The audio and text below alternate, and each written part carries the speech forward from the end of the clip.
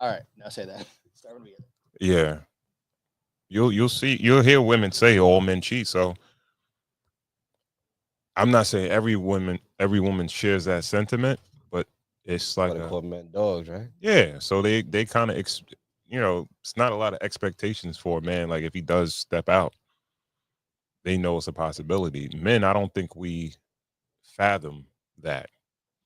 Nah. And So we would what have the we conversation we would have. we got a We weaker stomach, right? the thing is, I think that men we we focus on sex so much in a relationship. Like if you give somebody else sex, it's been conquered. And it says are we live on IG? We don't go live on IG. Huh? We don't go live on IG. We what? We don't have to go live on IG. I would like to. I think. Yeah. Yeah. Okay. I don't, well, It says we are live, but I don't. I guess if you could double check. We got to reach our people, man. Hey. All right. While you checking that, good morning, good afternoon, good night. Welcome to another episode of Cigars and Whiskey, the podcast that discusses love, relationships, sex, and dating from a male's perspective. I'm your guy, Ron Coe, and I'm joined by my guys, White Star GB. Shake. We also have super producer Corey Cool in the building, Cool University. what up, though? Big shout out to everyone tuned in on YouTube, on Facebook, and we'll try to get Instagram into the mix as soon as possible. We have a great show for you guys tonight. Tonight we are drinking Bondstone bourbon, You're not, though. and we are smoking the El Baton by J.C. Newman. All right. White Star GB, Shaking, man. how you been, man? Good. Good. We were just talking about we just had like a rolling start Mm-hmm. and we were talking about cheating and all that stuff and relationships and all that. I was thinking about a concept for like a reality show. It's like, what does it look like when? To the mic. What does it look like when men cheat, have a kid outside of their relationship, but they're a good father, so the kid come around, and their wife and their family has to like interact with this kid? Is that like an awkwardness? Is that like a all right. weirdness? Say that again. Can you just say it one more time? Man is married to a woman. Man steps out on that marriage, has a child with another woman, right? He's a good father. He's not just going to pay the money. He's going to be in the kid's life, right? Yeah. The wife accepts him, takes him back. They're going, but the kid comes and visits maybe for a weekend once a month. Mm-hmm.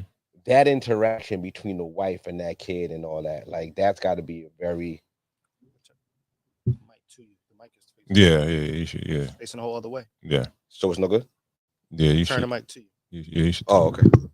Nah, because it was more comfortable like this, but nah. I wasn't talking to the mic. Oh, okay. Yeah. Like this or Yeah. Yeah. You might. I would tilt it like inward, No, like that's instead of swinging. outward. No, I mean Swinging. the I'll reel my head. just move the mic itself. Yeah. Yeah. Copy. That's the thing. It's gonna just go. So I just gotta step back or something. So let me grab this mic on my arm. What you should have brought it closer. I had it closer. No. Swinging out. That'll work. I mean, that's fine. You could You got room. It's no. Then it gets It's good. right there. Would I call it a stain? He called it.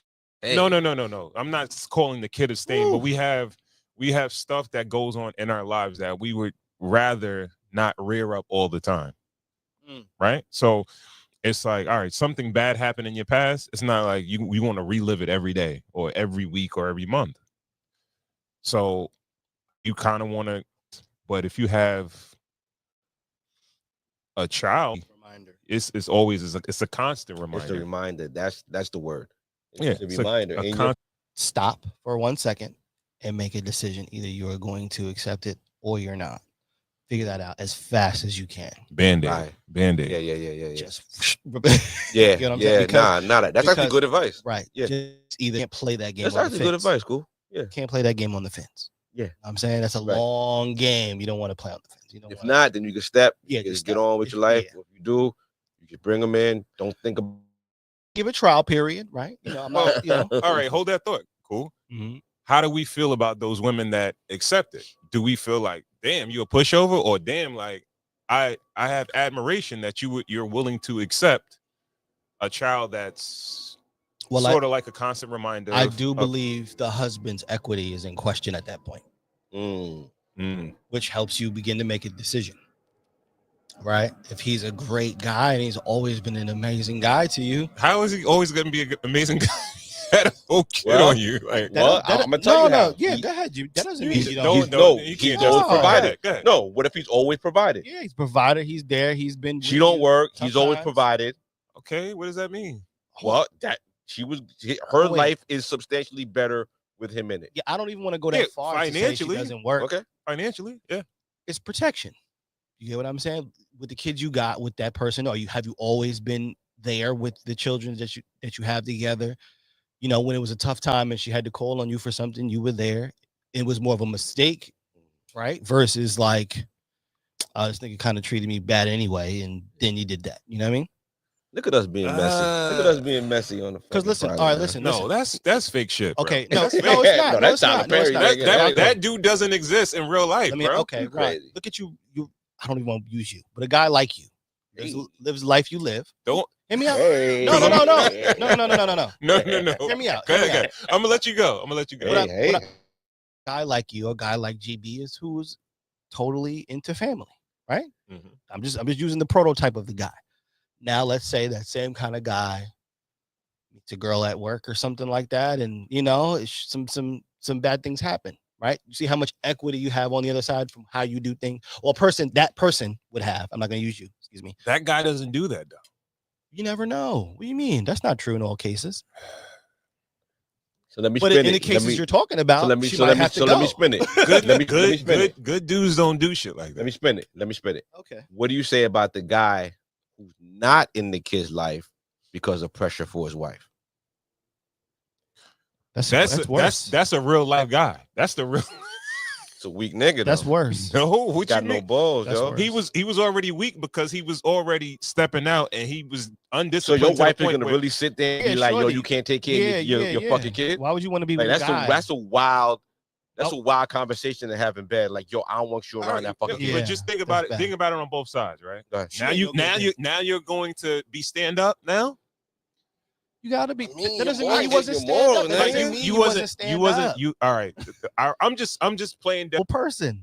You gotta have a certain. Like, I'm not saying you're horrible, but it's not.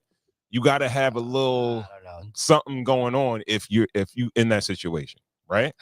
So I'm just speaking like if your lady's gonna have a point, like, yo, oh, now you want to be a good nigga. Because you had this kid, now you want to be in his life. You couldn't be good enough, nigga, to not you cheated, right? And then also you was undisciplined to have have a baby. Any woman, and I'm gonna go on record to say this, and I'm gonna stop talking after this. Don't stop talking. Any woman who would make you turn your back on a child that you have is not the woman. You are looking at her a little sideways. I wouldn't want a person look at her a little sideways. that would make you. No, you would. Mistake is the mistake. The mistake is the mistake. I ain't gonna hold you. What if the woman says that? What if what if the woman says this, right? What if the woman says this? Would she be in the right if she said this? Or would it be reasonable? All right, I know you got a responsibility to this child. Hey, I don't want this kid all in my face, all in my space. You can go see your child. You can take care of your child. And no, I'm good. I don't want you. What? Get a hotel for the weekend? I get a hotel, but like fucking boy in the house. The kid. He's coming. He's coming where we're going. That's it. He's with me. I don't know how strong you could be, or happens every day. I think you slow roll it. I think you draw your line in the sand and then you slow roll it. But you have to, This is what it is. You got an extra kid. You got to integrate. You got another kid. She want to come with you when you pick them up. little man up. You from, can't you can't from go the to Vixen's you house. can't go to your wife and say, well, yo, he here, so you got to deal with. Nah, Yeah, you you can't. can. You Yes, can't. you can. That You could hard. be Yes, that you ballsy. can. You could be ballsy like that, but Okay. and I'm not saying that. Oh, I'm not saying that the woman wouldn't go for it, but I'm just saying theoretically, like you got to have some balls, and then the other person has to kind of like Okay. submit to it, or even like have a level of Okay. Listen, you letting you have control of the situation. initially you might have to be nice about it because you made a mistake. You're in the mistake line, so you're gonna have to be nice. But the end result is going to come with, this is my kid, and he has brothers or he has sisters, and it was a mistake. Nonetheless, What I'm real age? sorry, What but age does that happen? this is part. So you got to go for it right away, Not man. right away. I'm 3 at away. least until you have that talk. Right You gotta be away. slow rolling it a little bit. For what? Are you not going to be that involved for the first 3 months? No, years, nigga. Years? I mean, sorry. Yeah, nigga. You're I'm gonna gonna be- be oh, like okay. very sparse Okay. until he know me like that, and I'm gonna be like, yo, ta-da. Here we are. Here we are. Yeah, Here we are. Ta-da. I would Here I we would are. kind of, if I was in a situation, I would kind of frame it like a dude in jail. No, you want to right? be nice. I get it. We'd be like, yo, I understand I fucked up. If you don't want to be here, I understand. I got to take care of this kid. He's here, she's here, whatever, and it is what it is. I understand if you want to go, but if you want to stay, I know you're probably going to throw some shots at me in the interim, but eventually it has to subside. I'm going to go with it, man. We can't go. Yo, we if can't do could that. We can't do that for If we years. could package setting the that as a table on reality fire. show, like a dude come sit on the couch with us today, and he's like, yo, I gotta tell my wife that I'm having a kid on the side, and we like, yo, wait a minute, can we document this whole process? Let's follow your Let the life camera around for follow the you. next 5 years. Mm. You know what I mean? It's a tough Either thing, he could be man. very admirable, or we could watch the deadbeat nigga just ignore a kid that he had for Yeah, 5 years. that's the thing, man. I kind of just feel like you gotta go. Like, sure, he started kindergarten. Cool. You Keep gotta go swiping. with it. Yeah, you gotta go with it. Yo, that's the thing. Yo, deadbeat niggas go watch their kids grow up from deep now. Dude, I know. Yeah. Because the moms is gonna post bad shit. Yeah. Dude, I know how to. I'm thinking of a guy, Mm-hmm. and he had a kid same time as him, and he had 2 different women pregnant at the same time. They had to do kids, and he said, you're here, like this is all one melting pot. Wow. And I'm pretty sure he might get beefed at every now and then, but It worked for the most part. it's still happening. I don't even know if it's working. I'm Okay. gonna say It's it's still happening. still active. He was in a relationship with one or the other. He was in one, but I'm sure he got in trouble. Right? Yeah. I'm sure you're getting a lot of trouble and you're in a Word that doghouse. is. Yeah, you're in a doghouse for that long. But and the result is like this person is here, and they're there everywhere. And matter of fact, I want them to live here. Like went for that. So before we leave this subject, Mhm. if we flip it, Mhm. Shorty cheats, Oh boy. tells him right away, he got to watch that belly grow, and watch her give birth to another nigga's baby, That's tough. and That's tough. that man has to be in that child's life now. That's tough. He wants to be a good father. Yeah, Like, do we choose when we want men to be good fathers? Because I'm sure that dude doesn't want the dude to be a good father. He'd rather him be a deadbeat so he can be this child's father and just have a normal family, rather than this dude come around every couple of months. You think the husband would rather never see that nigga ever again. that's if he wants to stay in the marriage or wants to keep that wife. Yes. I don't know. I don't see a lot of guys staying in that situation. But based on what I see on social media sometimes, the way men are today, you might have a good portion of men that would stay in a situation. Honestly, like that. I just hope. All right, I'm gonna I'm gonna raise that. If that happened to me, I would almost wish. This is just my wish. I wish that the girl says absolutely nothing, and just lets me believe that it could be mine. Wow. I rather that. Wow. I the man in the back of every No, milestone of your child's think- life. think about it. Crying and laughing. No. And you wonder why this dude's always As around. a woman, you don't have to tell him that it's his. You don't even have to. You could just say, if we're together, this is just go. I'm gonna go to the finish line and see what happens on that. You know, if it's a black guy, It don't mean they stop fucking though. It's like, yeah, we had a baby now, but we not fucking no more. Like Like niggas have their own family. no. Listen, you asked me a question. Yeah. See, you're raising. Y'all niggas Yeah, are raising the you're bar. right. You on raised my the question. bar. You're You right. raised the You're bar. right. Yeah. You wildin'. If it happened, if it happened to me, I would rather my lady just Have a whole family of other another nigga's kid. raise the bar again. Yeah, just throw them in there. If my wife comes to me and says I'm pregnant again, I'm not gonna be like, That's blood the test. we're going. I don't want to call it a superpower, but that's the advantage that a woman has. Ah, right? Yeah. She That could is pass it off. She could pass it off as You gotta being say your no, child. right? I don't gotta say Like you can't. A dude can't do that. unless it's a white guy. Yeah, unless it's a white guy, and at the end of the day, it's gonna look crazy different. If the guy's black, I can go Yeah. 15 years before I'm like,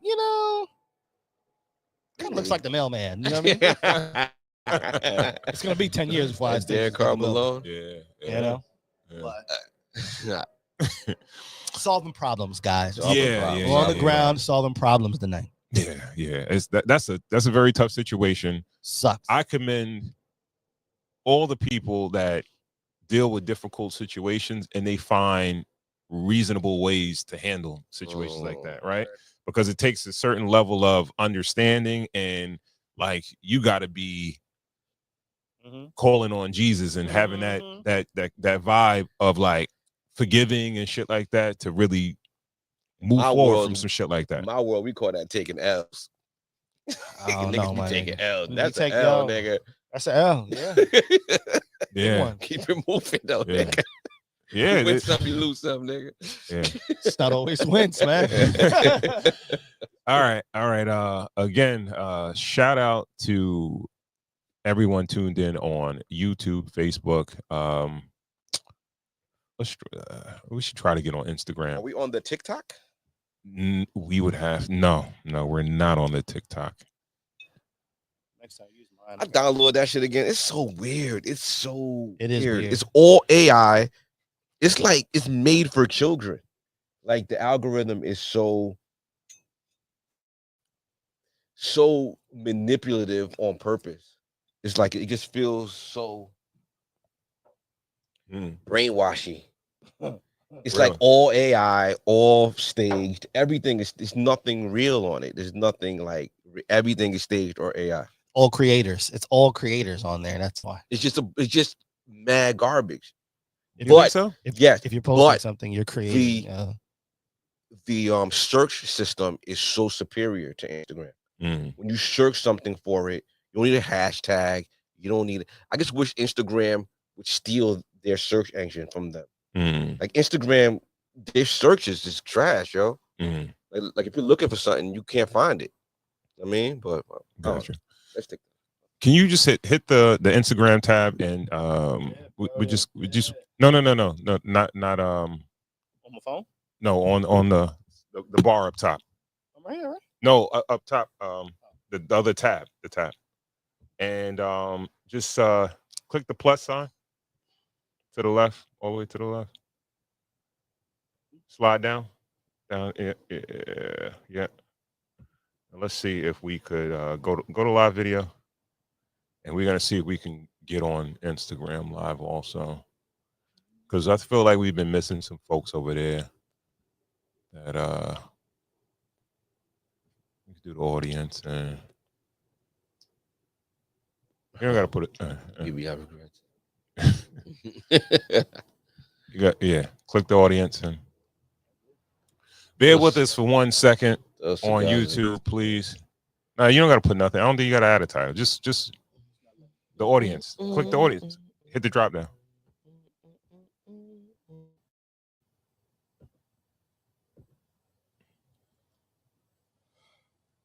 Yeah. You can click the go live and see what.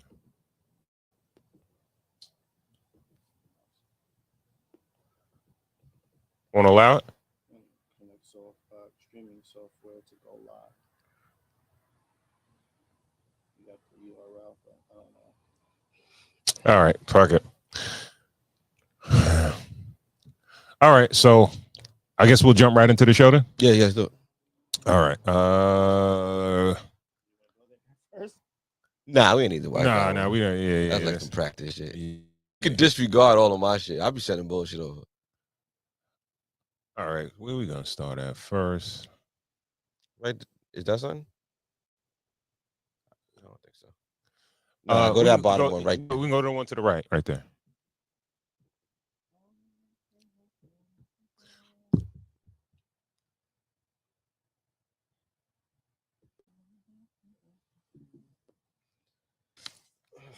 Actually, I would recommend that same advice to my daughter. Be a hoe, live your life. Confidence is key, and regardless of what you do, there's like 7 billion people on this planet. So if not Toronto, there's another city for you, I promise. Okay, would you recommend that same advice to your daughter? For sure. Yeah? For sure. You tell your daughter Just to be like a hoe? my mother recommended that same advice to me, I would recommend that same advice to my daughter. Be a hoe, live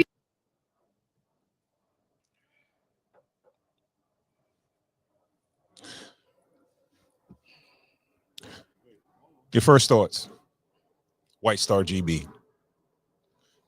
he's young, damaged, influenced. You know, I don't think that she'll watch this video in 5 years, even 10 years, or even when she has a daughter and agree with the same thing. I hope her mother didn't give her that advice. I think. Isn't it the oldest profession in the book though? Like prostitution? Yeah. Like yeah. selling like Technically, yeah. Yeah. So I mean this whole born every day. Okay, what can we do? I think that advice comes from, I guess, chicks that you could say quote unquote hoes. You know what I mean? Yeah. I think if a chick is not really out there and she's not she doesn't have a checkered sexual past, Mhm. she's not gonna give advice like that. If the aliens came down today, landed in the backyard, came down, sat down, and he asked you, Ron, what's a hoe? Explain to someone not from here what a hoe is. What would you say a hoe is?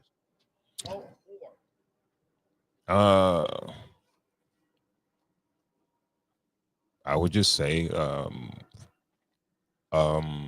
chick that is easy Okay. to, you don't really have to have much of a connection or anything like that with her. Mhm. It doesn't take a lot of time to sleep with her. Mhm. And they kind of sleep with a lot of people. Okay. One, it's a lot of partners. Yeah. And even if it's not connected partners, Mhm. you know what I mean? So what if he asked you, I heard young men go through that same rites of passage in their younger years. What makes a difference between a man and a woman going through that? The difference is that it takes work for men to have sex with a lot of women. It doesn't take work for a woman to have sex with a lot of men. So the degree of difficulty is the difference. You have to have some level of skill, when it comes to conversation, to communicating with women, and you got to have the balls to actually approach women to get to the point of betting a woman. Whereas if a woman just puts it out there and let it be known that she's willing to have sex quickly, there, she could have a line running around the corner. So I think that's the difference. All right. Next video. All right.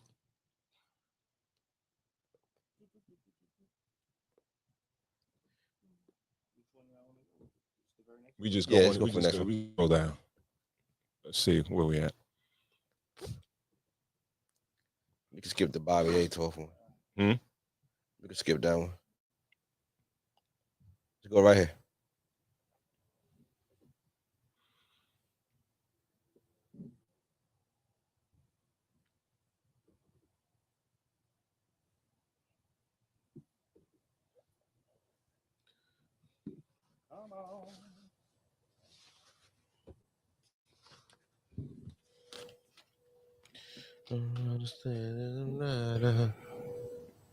Mid.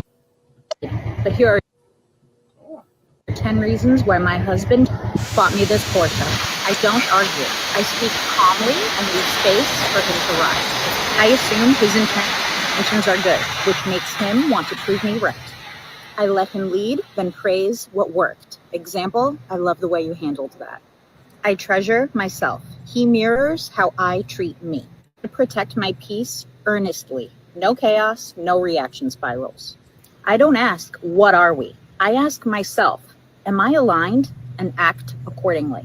I say, that makes me feel taken care of anytime he shows up. I rest visibly so he knows what he's protecting. I stay soft even when I'm right. He's not looking for a rival. He's looking for calm energy that he can trust. I'm poised, sincere, and warm in every room we walk into. This makes him want to keep me on his arm. Follow for more love truths that actually work. Ladies, You can run that back one more time.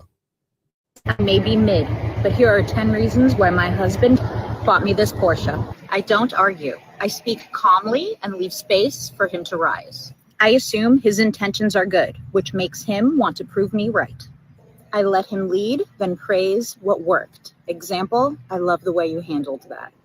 I treasure myself. He mirrors how I treat me. I protect my peace earnestly. No chaos, no reaction spirals. I don't ask, what are we? I ask myself, am I aligned, and act accordingly. I say, that makes me feel taken care of anytime he shows up. I rest visibly so he knows what he's protecting. I stay soft even when I'm right. He's not looking for a rival. He's looking for calm that he can trust. I'm poised, sincere, and warm in every room we walk into. This makes him want to keep me on his arm. Follow for more love truths that actually work.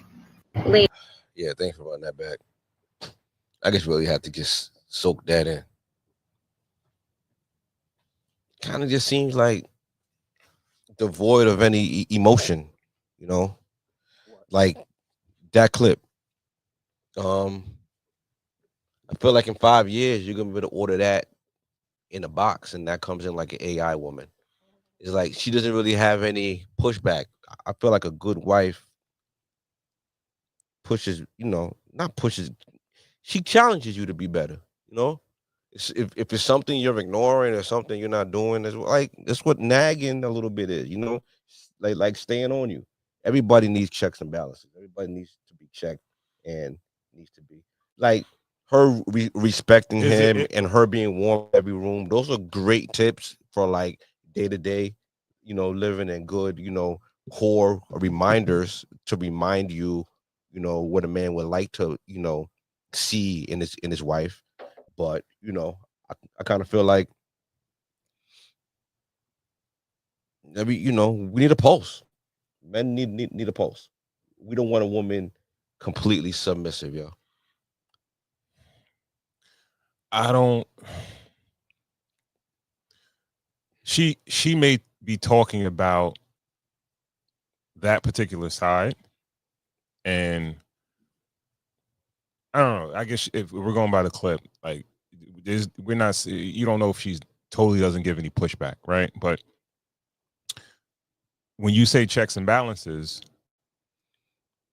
that means like you don't necessarily have to nag per se. You can encourage. Yeah. And and encouraging can go in different ways, right? You could tell your husband when he's doing something wrong and encourage him to do it the right way. Because what I realize is this, right? Is that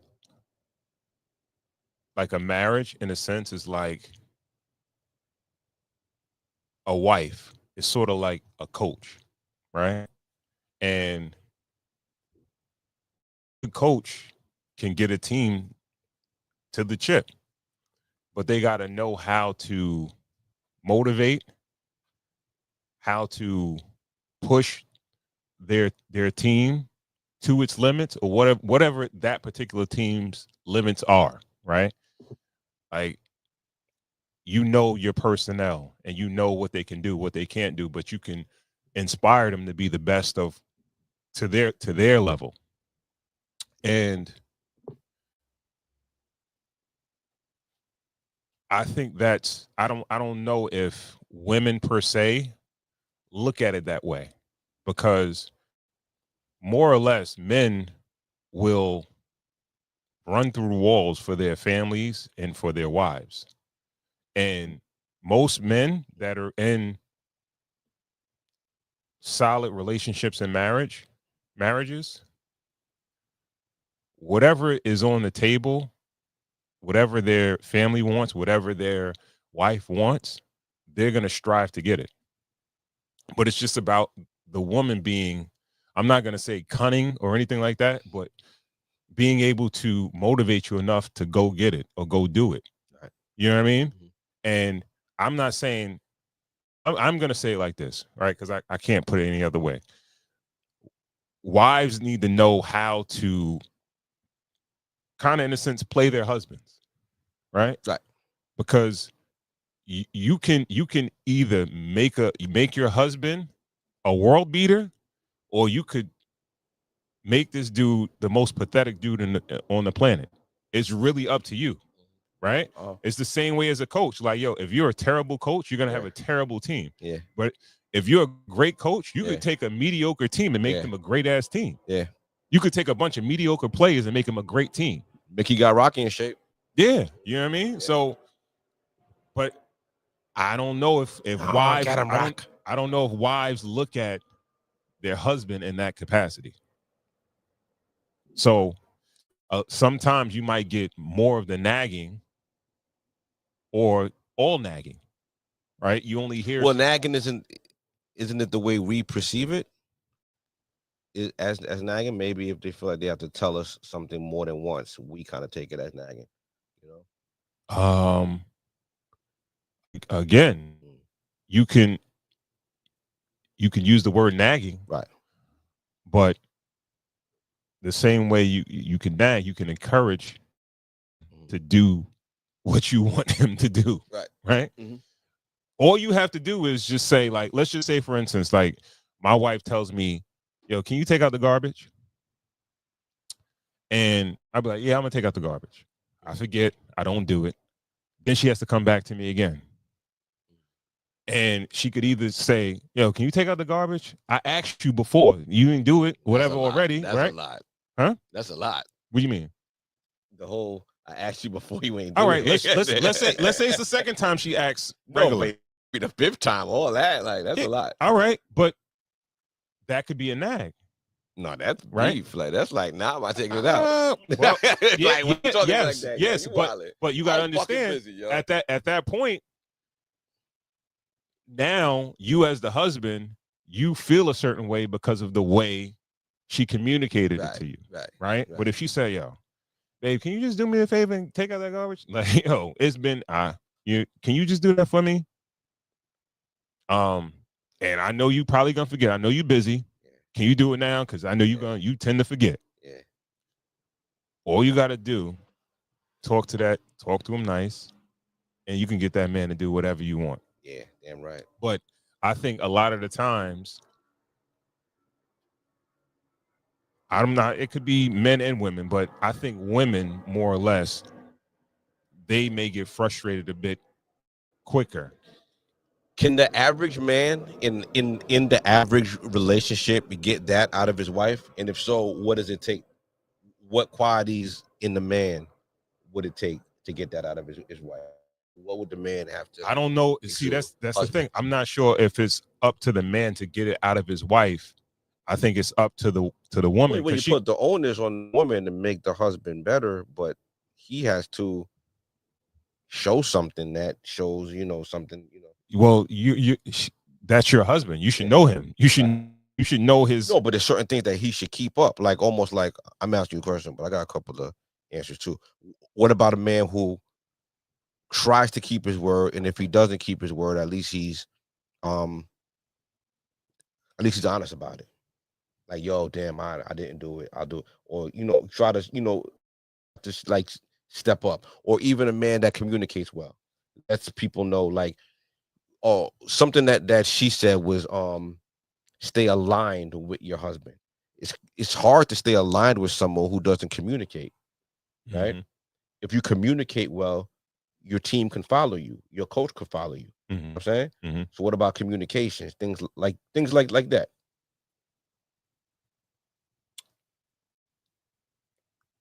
I think, no. I'm saying, I feel like I was saying, I think communication is more or less about, you can get anything from anybody if you communicated the correct way to that person. Right. Yeah. Like even Confidently.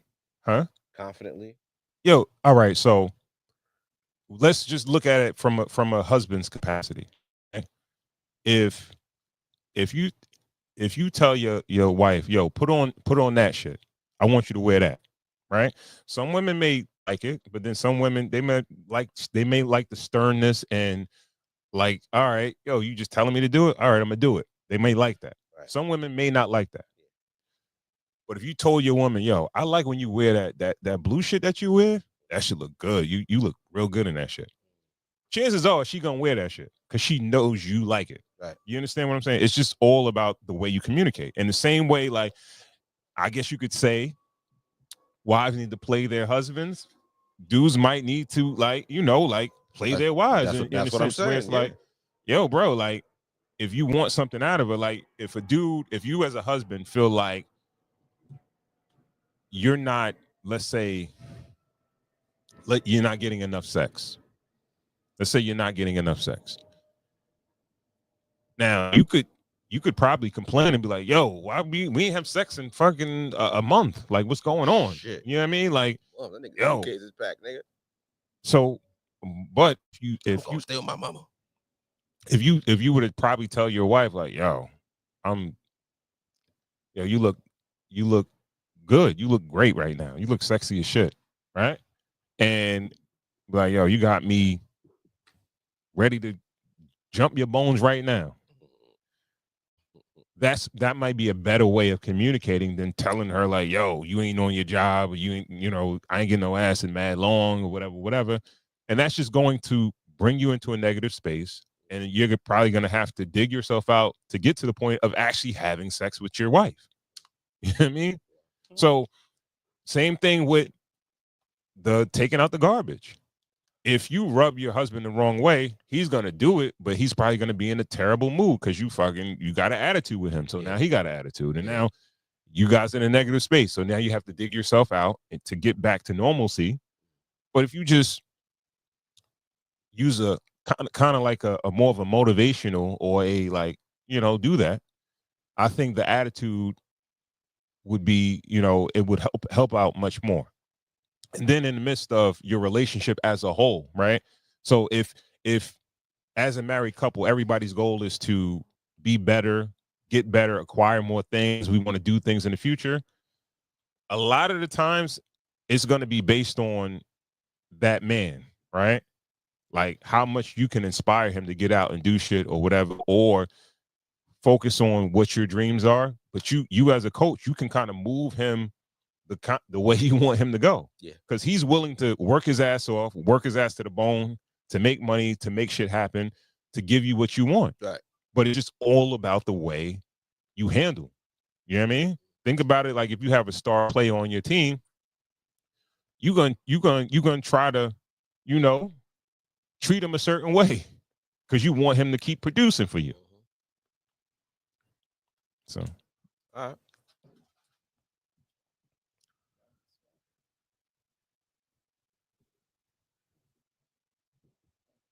She said, I might be mid. That's what got me to stay. I was like, the whole video I tried to play, like, she's a little bit below mid, but yeah, we right there. Let's see what they're talking about. Let's see what they chat about. I've been on the scene a little bit. Yeah, he been making his rounds. Yeah.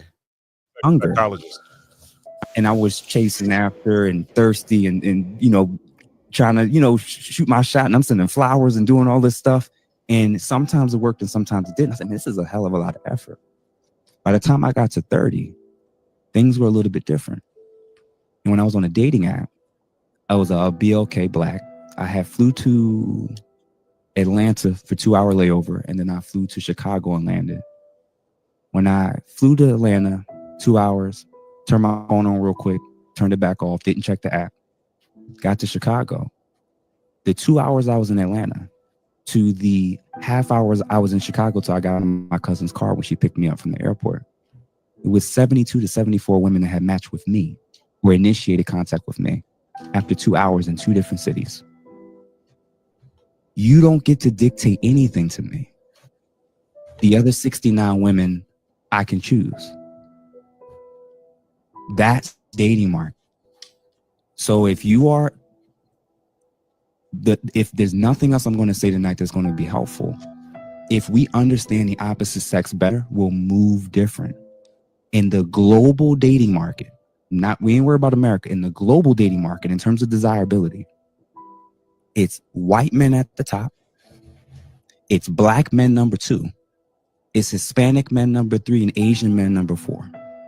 In terms of desirability, in terms of all the data collecting, in terms of marriages, in terms of sex, access to sex, and the dating app data, black men are second.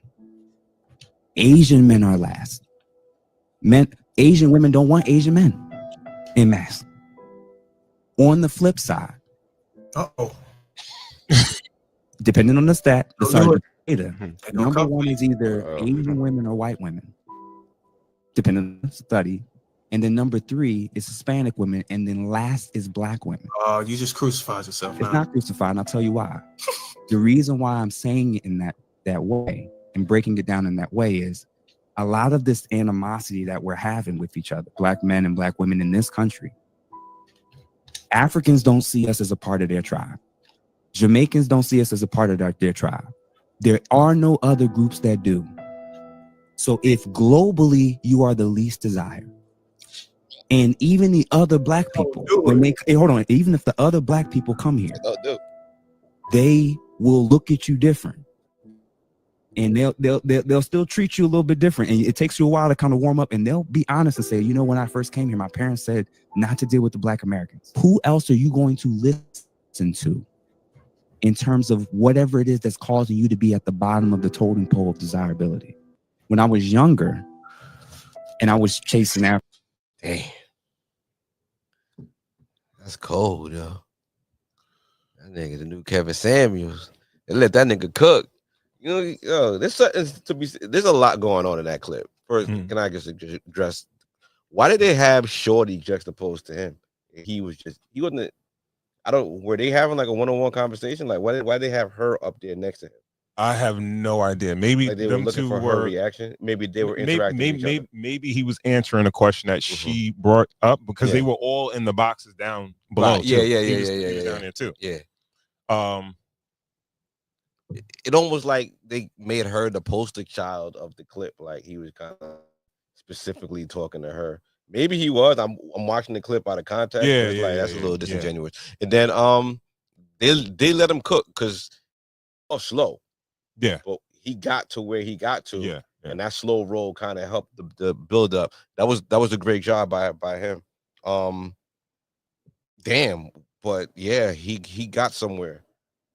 That's a rough, it's a rough reality. Well, I guess when you throw out statistics and things in numbers and data, can you refute it?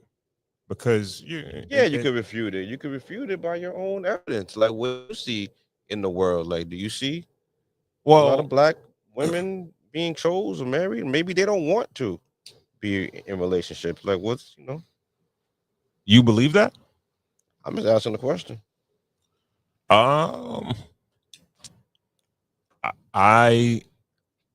not. See, the thing is, when you talk about desirability, I've never really dated outside of my race like that. So, what if this desirability? What if that's based on what we see on TV and what we're seeing in like movies and what we're seeing on like social media that the European archetype that we just watched Beyonce on a video, and she's a beautiful woman, but she's walking around with blonde hair.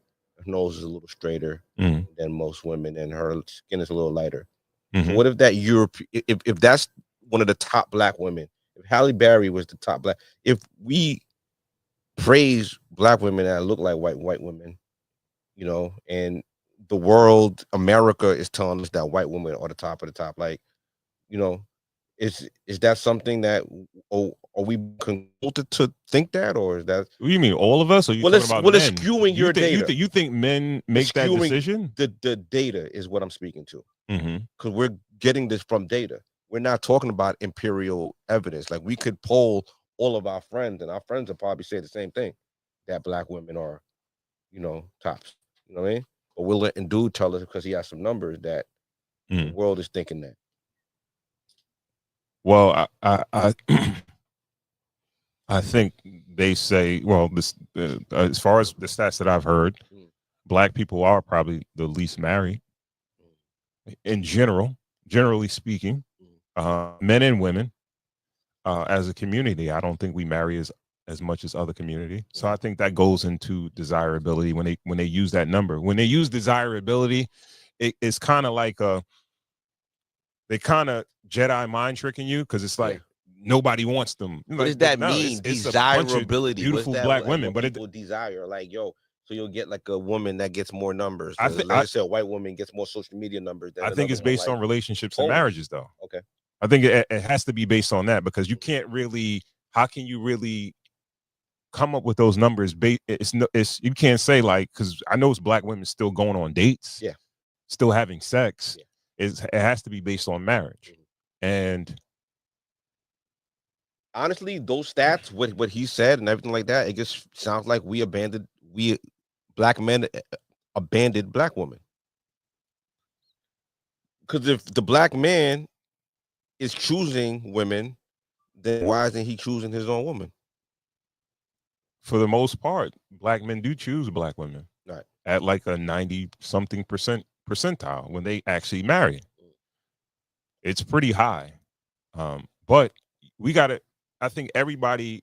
One thing that the numbers they don't say when they talk about the numbers is that the ratio between men and women are, imbalanced. Oh, really? As far there's more women than there are men. So even black, how many the ratio between black men and black women? I'm not sure, but I'm just gonna say overall, if women outnumber men like almost 2 to 1, there's gonna be a certain level of unmarried men. So that's just gonna happen regardless. Okay. All right. Right? So then you take into account that what we do see in our world and day to day, and what we see on social media, it seems like we have it seems like we have a bigger gay community than any other race of people. And that takes a lot of dudes off the table. You got men that are incarcerated, and then you have the standards of the women that are in our demographic. Right. And I get it. I hear the data that he's saying, but it makes it sound very bad, but I don't, because if there are just not enough men, and it's not like it's just women out there that don't have, they have these requirements, and just men are just not, getting with them because of their requirements and this and that or whatever, and they're whatever. I don't think it's all that. I think it's the other things that add into that. And bro, black people, we don't get married as a community as a whole. But when we do get married, we marry each other. But I just don't think, like, and I don't want to sound like I'm blaming, but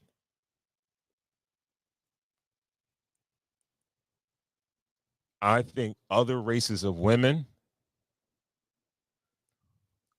they would like to marry with less less requirements and whatever about what they want, what they say they want in a man, right? And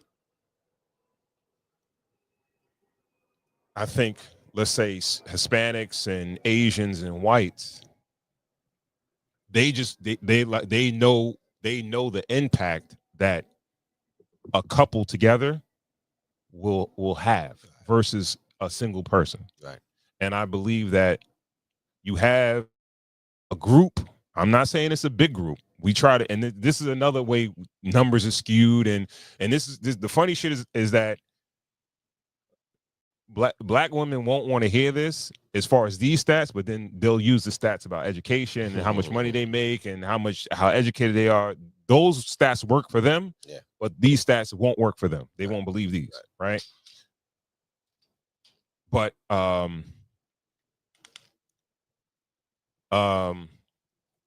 yeah, I was gonna say that there's a small demographic of women that make up the women that say, I lost my train of thought. I lost that thought, bro. All right, just go to you. Fuck it. I'll remember. It'll come back to me. That's all I got.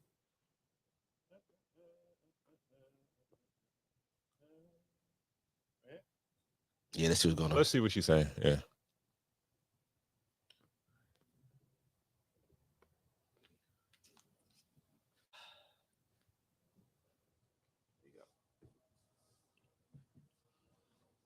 Oh, okay. Hold on. I got my train of thought now. Just hold it. What I was gonna say is that when it seems like this is and you could correct me if I'm wrong. It seems like when our women, when they are successful, and they've become educated, got their money, got everything going for themselves, they're very resistant. They're very apprehensive about getting married or getting into a relationship. Yeah. Whereas like other races of women, it doesn't matter.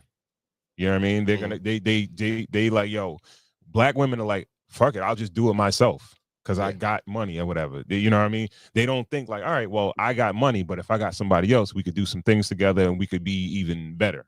It has to be the correct partner because they feel like, all right, it has to match this. But what got them to that level, and to answer my own question is we always have that conversation that, you know, I always bring it up that I feel like black women have been let down the most by black men in their families. Like, so that makes it right to try to separate and just it's feel not like even do separate it yourself forever. Yeah, I mean, maybe they're just can't rely on anybody else. They just feel like they can't. They saw their mother do it. They saw their grandma do it. They saw the women in their family do it, but they saw their sisters do it. No, they didn't do it. A lot of times they didn't do it at a high level though. Yeah, no, but it doesn't even matter. But once you're conditioned that you like you don't want to rely on somebody or you can't rely on somebody, then it's like, you know, you kind of don't want to rely on what do you think is going to happen now with this red pill community? Like, once a group of people are conditioned to believe something, you know, that's the way they react. Like, that's the way they grow.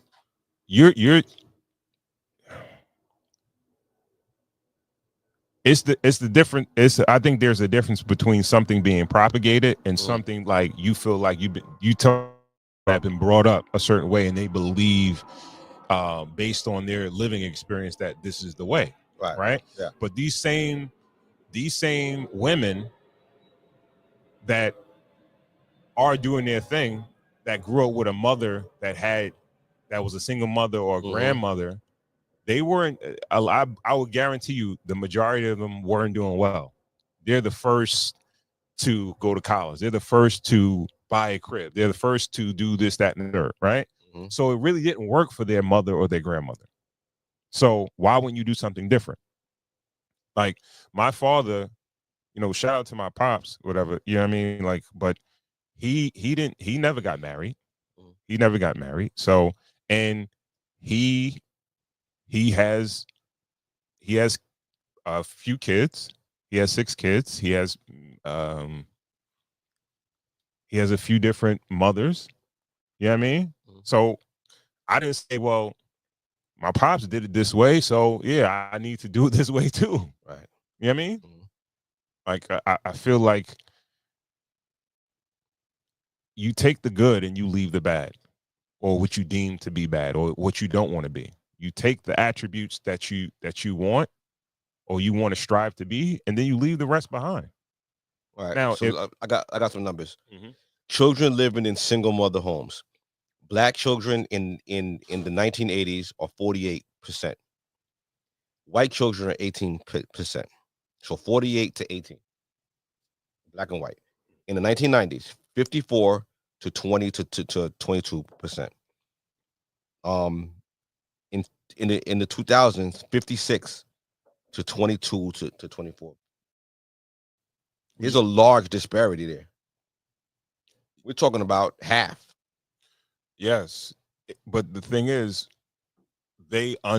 other cultures of people understand the impact. But I'm talking about where we're talking about women. We're talking about black women, and we're talking about they're being raised in single mother, single parent households. That's conditioning them to not want to be married or to not rely on a man because they've been let down by men already. You always say Mm. we live in a capitalist society. Let's talk about right? it. Yeah, let's talk about it. So if the game is capitalism and you say they've been raised a certain way and they're not winning in the game of capitalism, right? Yeah. Why would you take on the same things that your past relatives, your mother, your grandfather, your grandmother, your mother, your grandmother, Yeah. if it really didn't work for them? Now you're evidently you wanted to be different in other ways because let's just say your mother didn't go to college, your grandmother didn't go to college. You did that. Or your mother, your grandmother, they was on Section 8 and all that stuff like that, right? Or they got social services or whatever. And you're not doing that now.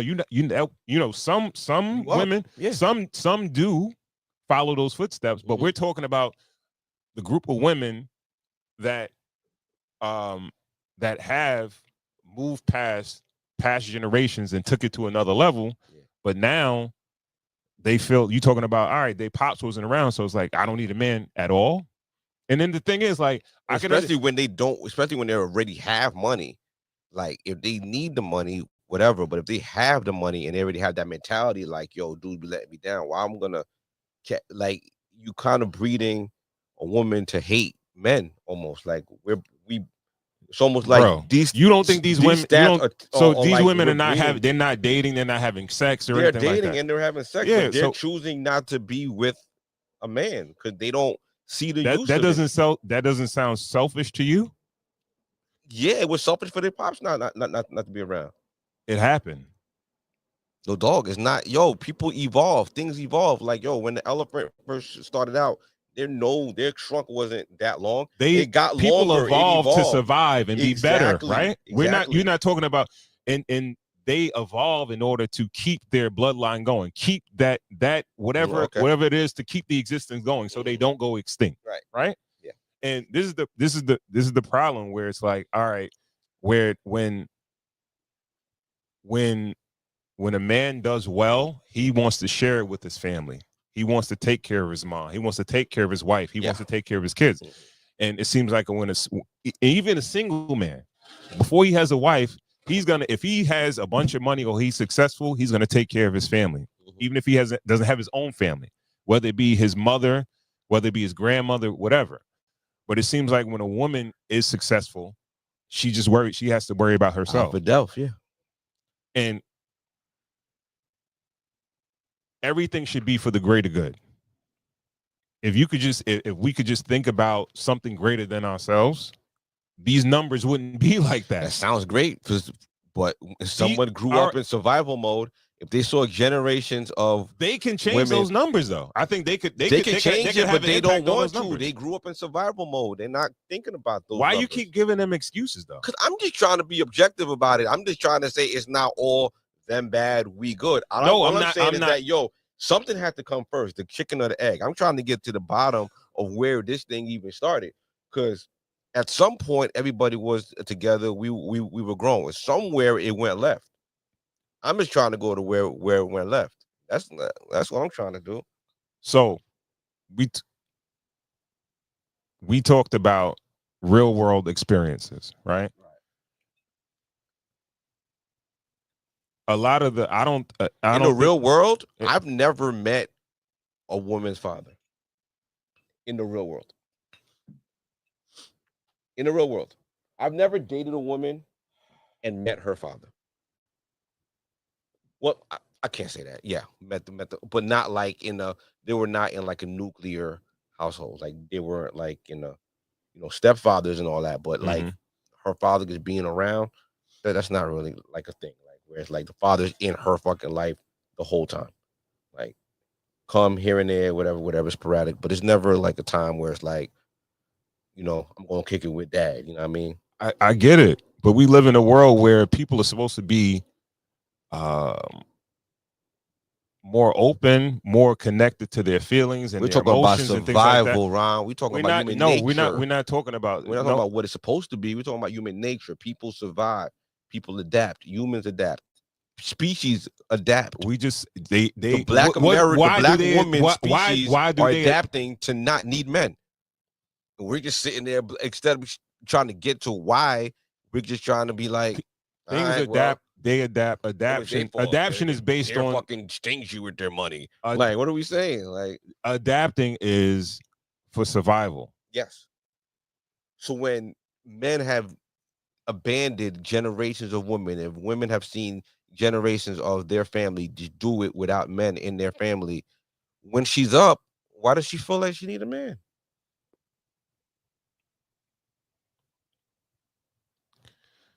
I guess.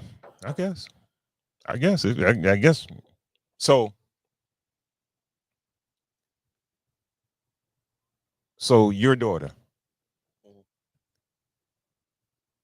she's educated, she has a career, she's doing well. She don't need a man. Nah, she grew up with that. What does that matter though? No, she sees the value in a man. She's always seen the value of a man.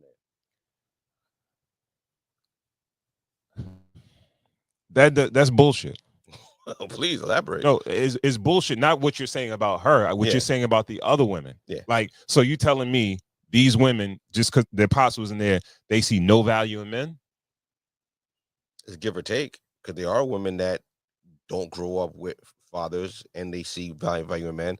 I'm just saying that the majority of people probably just don't. Let's not make like these women are man haters. They hate. They have an issue or they have some trauma based on their. Trauma is the right word. Abandonment issues. Yeah. But they don't act like these women like, yo, I hate all men because my pops wasn't around. No one said hate. We just said don't see the value. If you as a woman, if you could sleep with a man, you could date a man, you could have a man do shit for you, whatever. Like, you see the value in men. You see the value that a man brings to the world. Right? So to give them that excuse, baby, what up? What's up? to say that they don't see the value in a man, that's crazy. Feed God. Yeah. So to say that you don't see the value in a man is crazy. That's just giving them a built-in excuse. And I really don't grab one of them stools over there. My fault. Nah. Yeah. I think that's giving them an excuse. Okay. And I'm not saying that I really feel like let me just say this. I don't think the women that are being represented on social media that say, oh, I need this, or I don't need a man, I'll do it myself, or whatever. I think that's a very small percentage of women. I don't think it's, first of all, like, the women that's doing it, the stats show that only like 10% of black women make $100,000. I mean, you know, the money is cool. I don't think it's not a lot of women making mad money. You understand what I'm saying? But we act as if this group or this bubble of people they represent the whole race of women, of black women. So let me give you this one. Births to unmarried mothers. In the 1980s, black women was 55%. To white women were 11%. In the 1990s, 66 to 17. In the 2000s, 69 to 27. This actually debunks what I thought. I thought it got better. I thought black families stayed together more post 80s, but it's actually getting worse. Well, the numbers are not going to show a couple that had a child, but they're together, but they're not married. Yeah. I think you had a lot of that. Yeah. My parents were like that. Yeah. They had 2 kids together. Mhm. They were never married. But they were together. Yeah. They were together for a good portion of time. They Yeah. were kind of, they had their little breaks and things like that. Right. But that's not going to be in the stats. Right. But what was the initial was about desirability. Yeah. Right. Yeah. I think black women are the most beautiful women on the planet. Women in general are great specimens of, the greatest creation that God probably made, right? And black women, they're beautiful, they're everything. And I just think like the stats will have you thinking, or it'll sound a certain way, have you thinking a certain way. But when it comes down to desirability, I think it's so much other stuff going on in the black community that is not put into those stats. Right. So it makes it look bad. And it's like they get the brunt of it, where it makes them look bad, where it's like, you guys are not desirable. Right. Y'all not desirable. Where it's like, yo, bro, like, you got dudes going gaga over a lot of black women. You know what I mean? But it is what it is. Right. All right, where we going next? Okay. Yeah, I gotta go ahead.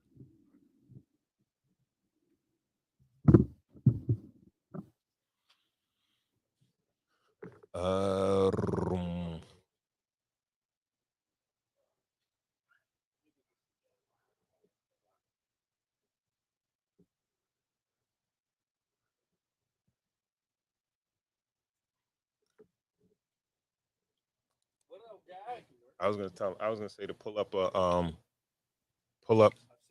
Mhm. Yeah, come have a seat right here.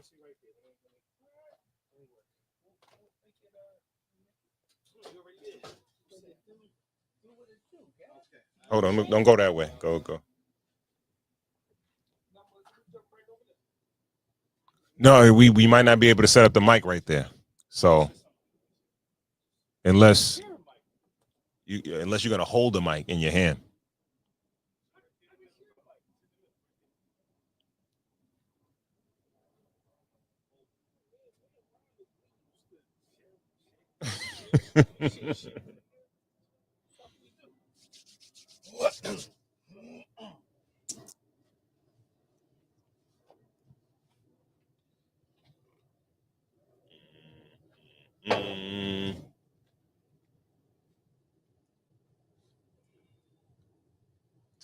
Tyrone, you got a 109.55.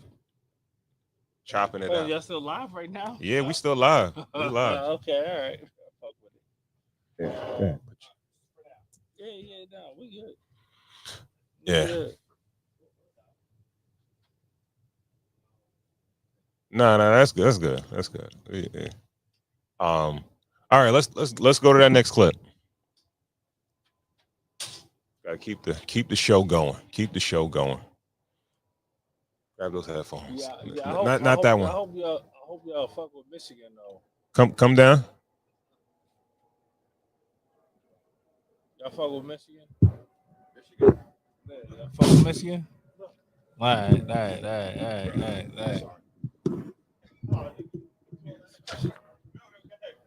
Busy. KB, what up, fool? I'm chilling, man. Yo, I love y'all to death, man. Pull up on us. My bros. bros before them hoes.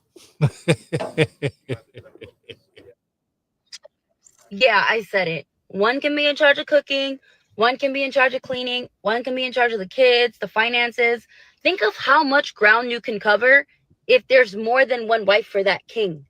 All right, then. This thing. You know, if that guy's protecting, providing, Damn. making sure the house is good, y'all are good, I hate what is the problem? And I don't want to hear, oh, no, that's cheating. No, baby girl, it's bigger than that. There's an order, there's a structure to it. You know, kings deserve an empire. What is wrong with having more than one woman that can come, put in, provide, and you guys can take care of each other? Like, there's no better sense of unity. I stand by it all the way. I mean, shit. I mean, now we gotta act.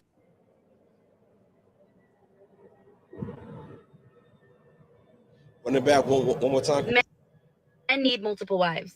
Yeah, I said it. One can be in charge of cooking, one can be in charge of cleaning, one can be in charge of the kids, the finances. Think of how much ground you can cover if there's more than one wife for that king. All right, then. You know, if that guy's protecting, providing, making sure the house is good, y'all are good, what is the problem? And I don't want to hear, oh, no, that's cheating. No, baby girl, it's bigger than that. There's an order, there's a structure to it. You know, kings deserve an empire. What is wrong with having more than one woman that can come, put in, provide, and you guys can take care of each other? Like, there's no better sense of unity. I stand by it all the way.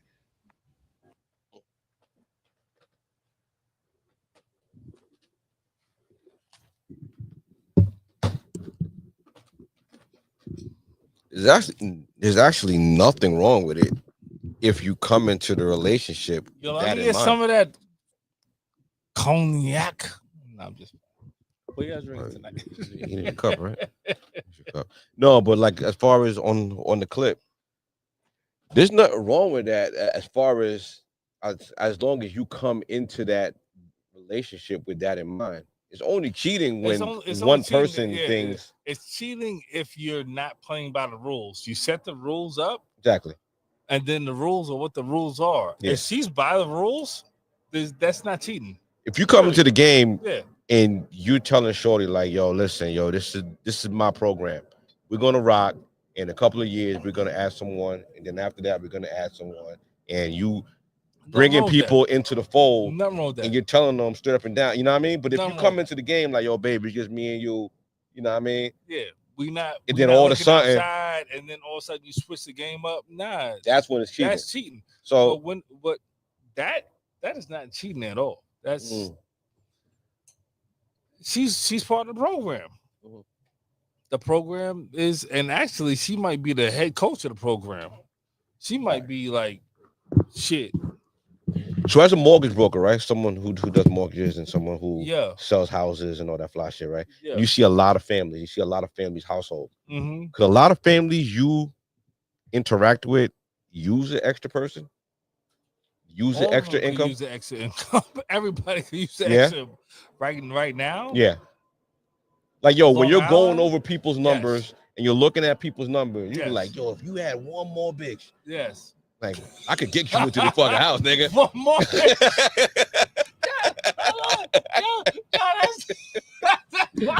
That's like the funniest way I've ever heard it. Nigga, one more bitch. Yo. You can fucking get this crib. Yo, right. Yo, can't be in my wallet? Nah, you're not wallet. Yo, so maybe there is something to like, yo. One more bitch can get you into this crib. You just got to come at it from the giddy. You just got to know that's what you're trying to do. Yeah, you got to say it on the. It has to be upfront. It got to be upfront. Be upfront and honest. You know what I'm saying? And what I saw with that clip was like, you know, as long as the rules are set up front, everybody's gonna get what they want. Should be okay with it, right? And there's nothing wrong with that. Like as long as you setting it up front, there's nothing wrong with that. You know. And if she don't want to do that, if she doesn't want to be in a household with other women, fine. But then she's not in that relationship. You understand what I'm saying? Right. Like she's not in that relationship because he's already set it up front. Like, now let's move the conversation a little bit. Let's just say, like, if a man feels that he can afford more than one woman. Nah. Like You Jeff can't- you can't Bezos feel just like got you married can. again. Yeah, Jeff like- Bezos just got married again. Why didn't he go for one of these? I don't think we should. Go ahead. I'm sorry. Now what? I just don't think we should look at it like that. Go ahead. Have money? No, I think we should look at it more of like a team building type of situation. Please go. What's the team building? Like a collective of like, all right, we're all like we were talking about just a man and wife and knowing what the goal is and the woman knowing how to coach the man to get to the goal or whatever, right? Imagine you got instead of 2, it's 3, right? And it's like, all right, you do the we all got we all got bread coming in. We're collective. We get in the crib and we pay the bills. We can get stuff. We can invest. We could do a bunch of shit. Right. Like a group. Yeah. Like a business group in a Right. sense. That's what we were talking about initially. Yeah. The crazy thing is the all right. And I'm listening to Ron saying it's 110,000%. And it's like, all right, yo, listen, I'm the man, right? And I have my main joint, right? And my main joint recruits 2 other joints, right? So now we're a group of 4 because she recruited 2 others. So now she is 3 girls and 3 women, and 1 guy, right? So we recruited, and then now we keep on recruiting. What does that turn into? That's a fucking cult, bro. All right, so I've been following you. I'm going for the ride. That's a cult. I mean, like, yo, we gonna keep a on good time. It's cool. It's cool until it's like it's not. You know what I'm saying? It's cool until it's like, yo, what do we have going on right now? I think you heard like we what were going on. All right, we just talking about stats, and we were talking about how demographic wise, there's more women than men. There's not going to be one man for every one woman, right? So there are women out there that they want to have children. They want to have a partner, and the numbers may not be in their favor. Yeah. You know what I mean? So yeah. All right, are you willing to just be alone forever? You don't have children or anything like that? Or if you said if there was a situation where it's like, yo, a dude that's all right, we could be in a relationship. I got another woman. You might like her. We might live in a crib together. She wants to have children. You want to have children. I want to have children. And if a dude can handle that, and I don't know, I'm not saying financially, like he has to take care of him. All right, this woman is out there as a single woman working, doing her thing or whatever. So she goes out and works and she makes her money. But if as a collective we put our shit together, maybe we could do something. You know what I mean? That definitely sounds like. Why are you making your face like that, GB? That sounds like you can see him. Okay. All right. They trying to get scammed, man, because you try to make it sound like you try to make it sound. No. Because come on. All right, like, the oldest saying in the book is nothing better than pussy than new pussy. Only thing better than new pussy is 2 pussies. Niggas all gonna try to pull it. Definitely fucking told him that shit. Nigga gonna try to pull it, nigga. I believe no. Going, there's always gonna be people that are gonna try to take it too far and make it like on some harem shit. Yeah. And I think when it comes to what the type of situation I'm talking about is, again, where it's not about just the man, it's about we're doing something for the greater good. Well, it has to be community. Exactly. Well, everything. Let's be completely honest about what a man is supposed to do. A man is inherently supposed to build up not only his family but build in general. Right. So like that's just what it is. Like I feel like that's in our bones anyway. But I don't know if we're talking about, is it sexual that we're talking about? We're dancing around that No. issue Okay. because the sex is Wait, a major okay. part of it. Let's just speak out of necessity. Necessity. Everybody does need sex, but if that woman is like, I'm horny. Yeah, you got two wives in here, whatever. Yes, I would like to have sex with you. All right, we're having sex. But if everybody is in the mindset of what the goal is, right? And it's not a guy trying to take advantage of, like, I'm just trying to have as many chicks as I can because I just want to build a harem, right? But if the goal is like, yo, there's not enough men for all these women, I'll take on 2 women, right? Let's say 2. I'm not going past 2, right? That's what I could handle, right? But and we're gonna live together. Maybe by myself, I can't afford a crib. If I had me and my wife, we couldn't afford a crib or whatever, or we wanted to get a bigger crib or whatever. I don't know. Whatever the goal is, right? Or we wanted to invest, we wanted to do this, that, and the third, and this person is like-minded. We like this. I like this chick. She's down with the plan or whatever, and she's willing to roll. Because in other countries where men have multiple wives, it's not about how much money they have. A lot of them don't have like a ton of money. Control. Yeah.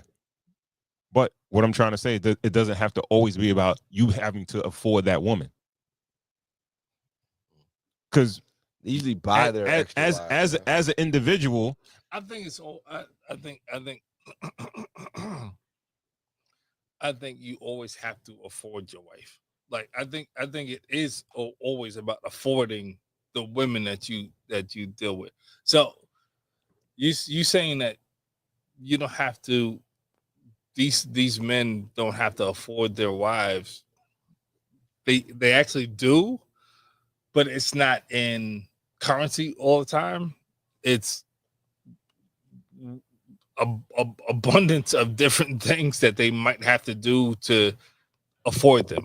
You understand what I'm saying? Mm-hmm. Like it might not be they have so much money, but they can bring so much food into the house, or they can bring so much of other things into the crib. But I feel like when you're taking care of human beings, yeah, they have to eat. Mm-hmm. They have to be able to have entertainment and things of that nature. Like they have to have certain things that are going to get them through the next day. You understand what I'm saying? Right. Like beds, pillows, yeah, heat, of course, electricity. I hear you, but you're water, talking about necessities. Water. You're talking about necessities, but every time the conversation of polygamy comes up, it's about men not being rich enough. You got to be rich to have multiple women. No, because I all right. So I Cool. I feel I'll put like a clip on the bottom of the I chat. feel like there aren't. We're talking about necessities of like our necessities as Americans. Like we and let's not, like we're a lot. You know what I'm saying? You know how I don't much think you got. Let's say you got 3 adults, Mm-hmm. and let's say or 3 adults that make $60,000 a year. 3 adults that make $60,000 That makes a year. $60,000 a year. Okay. Living in a crib All right. together. Okay. 1 man, 2 women. They work. They do whatever, and they live. Let's say they live in Virginia. They can do a lot. I mean, for $180,000, yeah, okay, yeah, we can. Yeah, They can do a lot. Yeah, they're good. Cool. Okay. Can you play that clip on the bottom of the chat? No, I mean, yeah, 180,000. No, I just want to add to. They can do something. Okay, go ahead. All the way at the bottom.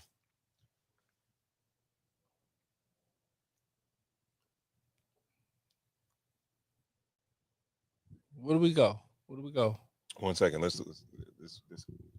did I give you all? Oh, sure. Yeah, right there. I am a stay-at-home dad.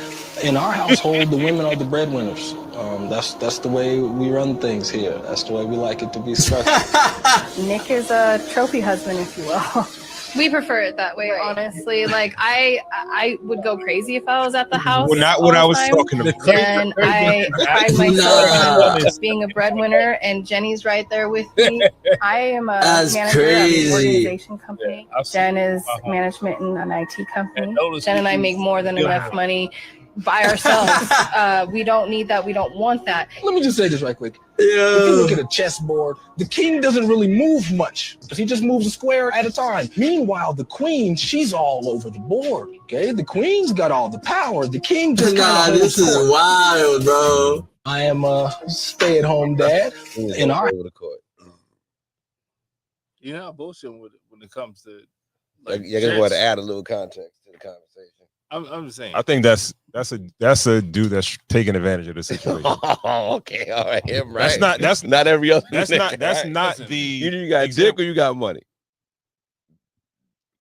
What you gonna give him? Like, what you got for him? Like, you know what I mean? Either you're gonna be the dude at home laying pipe while they go out in the world and they do their thing, or you're gonna be the dude with the bread that keeps them at home, and you're just gonna have their baby. You're gonna have babies with them, like, you know. Why? Why does it have to be that way? Because it's like, yo, because what's the word? Hypergamy. Women want men that could take care of them. They don't really want to take care of men. Now, if you come into a fold, like, that's why it's a tough sell to tell a woman that, yo, you know what? I'm gonna need to put the training wheels on this shit back on. Like, I'm gonna need to bring someone else in here. Because you're gonna be like, yo, so why don't you gonna bring another nigga in here, nigga? And then we really be good. Men make more money. Like, so if we build a community, no, I'm just talking about, like, yo, I'm talking about the sell on telling another woman that you're gonna bring another woman into your relationship because of financial reasons to build a community. Why would we ever? We're talking about building community. All right, we're talking about building a community. I get it, but there's a wait, Ron, because I'm fucking blown right now. Right. We're talking about adding another woman into our house. Not us per se, but the This clip shit ain't that gonna fucking happen ever. That shit never works. That shit would never work, bro. Next topic. That's not gonna work. I think not gonna work. I think that adding another female into your household will never work. Next topic. KB back. That's crazy. You heard him, That's man. Next insane. topic. That's insane. What do you think we was talking about the whole time? I don't know. He just got here. I just pulled up. I know. Did you watch the clip, right? Yes. He got here, then he got here. Yeah, no. I'm not. The clip was about polygamy and men having more than one wife. No. It's never gonna work. Why would that work? That's not gonna work. I would never fucking. Because the thing is, it's not working as far as marriage is concerned, right? So, there are women out there today that are actually sharing men. They're just not married to that man. They're just sleeping with the dude. Yes. You know what I mean? So the only difference that we're talking about is like, all right, really going a bit deeper and kind of really locking in with that particular person. Yeah, and they're probably on, like the reality of love and all that other shit. Like, nigga, that shit is not real life, bro. We're not. It's not a thing. It is a thing. It's a thing. There are people that do it. Hold on. Go to the next clip, yo. Hold on. What I'm saying is, it's not a thing that is going to be 10, 20, 30 years the way you're doing this for your life. Like, that's not it. Like, if you want to have fun for 2-3 years, we're gonna have fun. And you're gonna have a lot of fucking police calls. You're gonna have a lot of Go ahead. You're gonna have a lot of police calls. Police are gonna know your fucking name. They're gonna know your street address. Why? Could your hoes is fighting? Oh, they're gonna fight all day. Oh, come on now. You're gonna fight with them. They're gonna fight with you, Oh. and all this shit. Like, nigga, this shit is going to. Who got my bonnet, nigga? That bitch got my bonnet on. Get the fuck out of here! Come on now. Like, that's insanity. It's insanity for you, right? Because you're conventional. Well, I'm a simpleton. You have a conventional marriage, I'm a right? simpleton. But there are people out there. Call right? me a simpleton, Ron. There are people out there that practice this, right? But what I'm trying to say is that the way that a lot of people out there practice it is that the man is the center. Everything is catered around him. It's not like, all right, we're working as a collective where it's like, all right, we're trying to thrive and move forward. A lot of the situations I feel like are based on the man just wanting to have multiple wives to have that's the base of multiple sex partners and shit. That's the base of it. The dead horse, Yeah. All right, let's go to the next one. That's the base of it. No, well, go to the top under her. Put this for me? Of course. Oh, my nigga. See how you look out for me? Hostess with the hostess. Go back up to under shorty if you can, cool. I'm sorry, I gotta get better. Yo, let's take a little praise break real fast, yo, and just we're all fathers here. Let's give a little word or two about being able to like watch our kids grow into who they are. I know Carter just had a birthday, right? Yeah, I guess I'll start with you, Ron. He just turned 9. Watching him grow from like a baby to like what he is now and what you think, going forward, like, you know what I mean? Yeah. Yeah, he's just a cool kid, man. Cool, very cool kid, man. He's cooler than me. You know what I mean? And it's just, it's just to see that he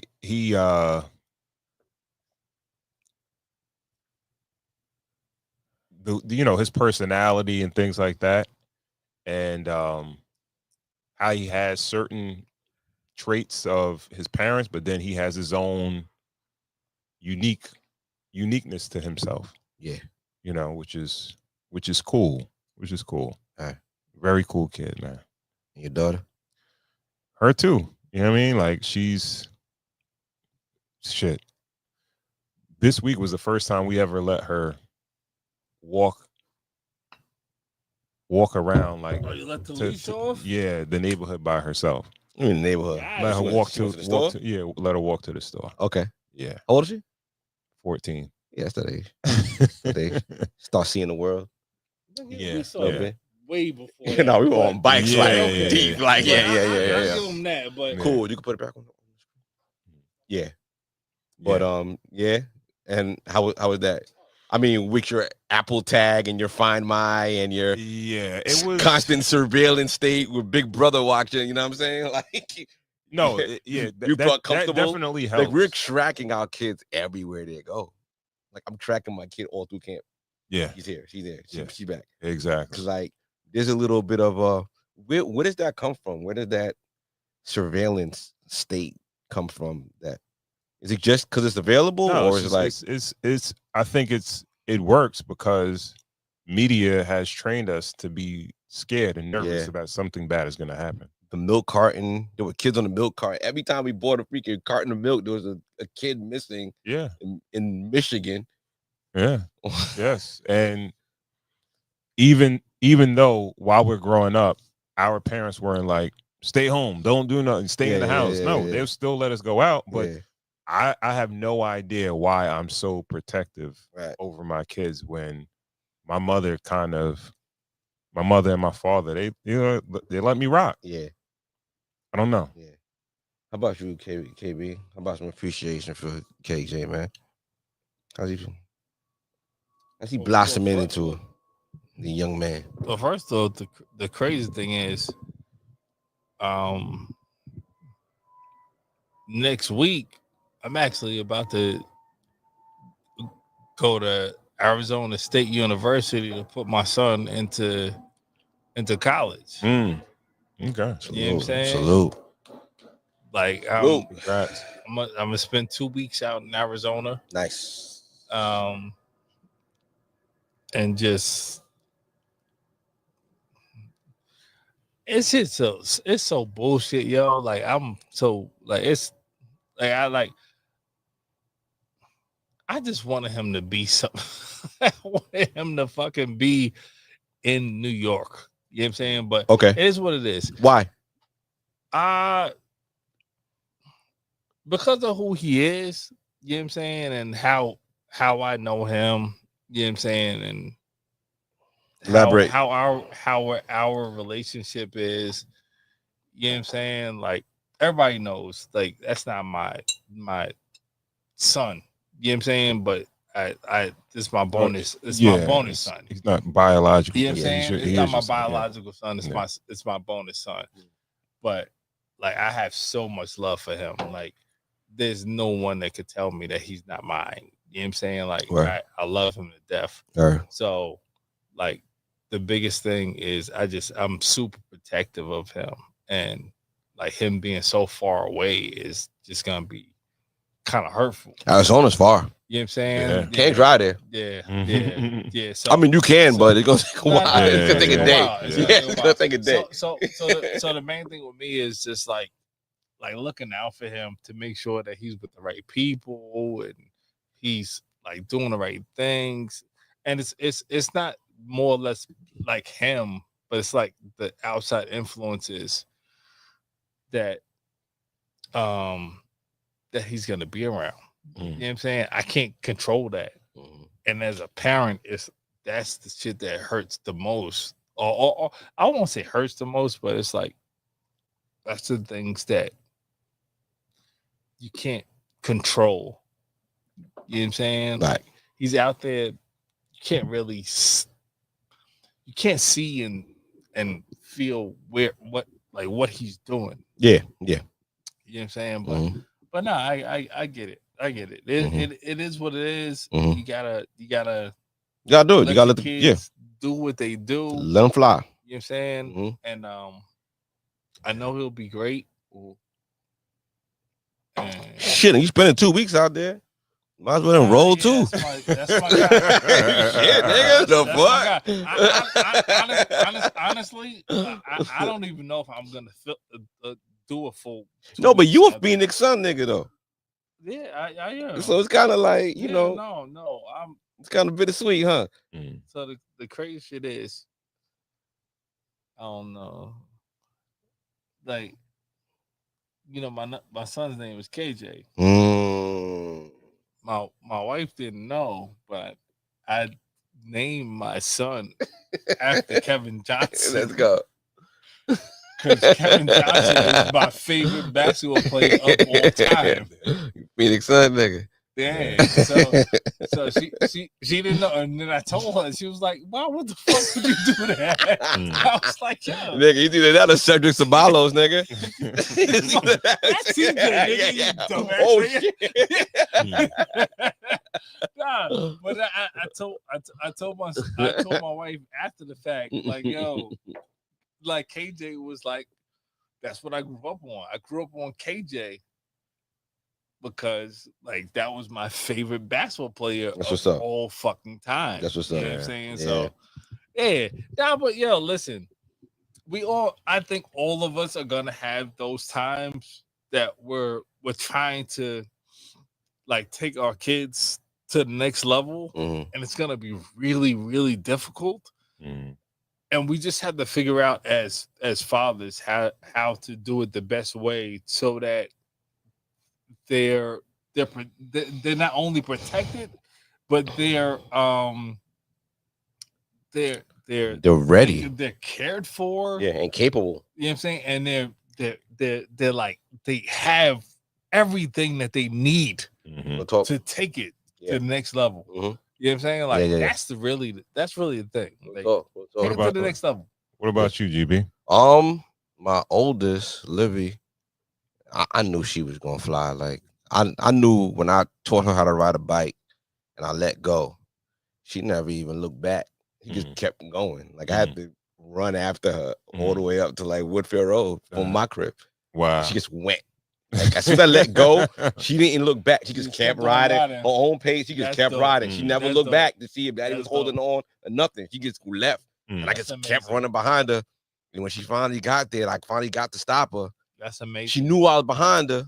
That's amazing. Yeah, so that's always been her personality. She was just always gonna go. You know what I mean?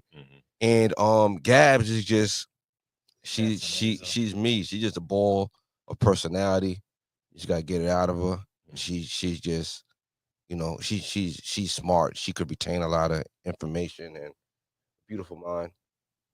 Great kids, man. It's a pleasure, you know what I mean, to be a father. Like it's the best thing, you know, I've done in my lifetime. Yeah. You know, it's you know, I don't think you could Is replace there this a with anything. difference? All right, so real quick, is there a difference between a dad, a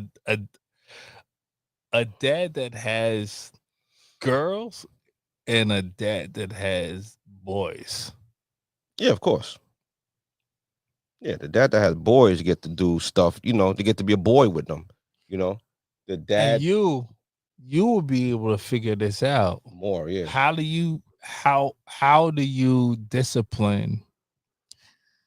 I don't really. Or do I you? discipline my son. I don't really discipline my daughter like that. Ooh wee. I'm gonna be honest with you. Like, yeah, bro. Like, my daughter is more or less like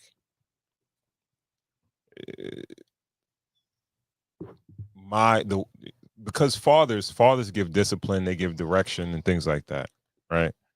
Now, probably where I'll step in for my daughter is when she starts reaching that phase of dating and things like that. You know what I mean? And it's more of a precautionary parenting of like, yo,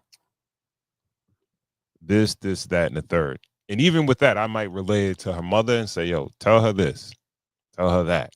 Right. You know what I mean? Ron, But hold on. What? Pause. Boop, boop, boop.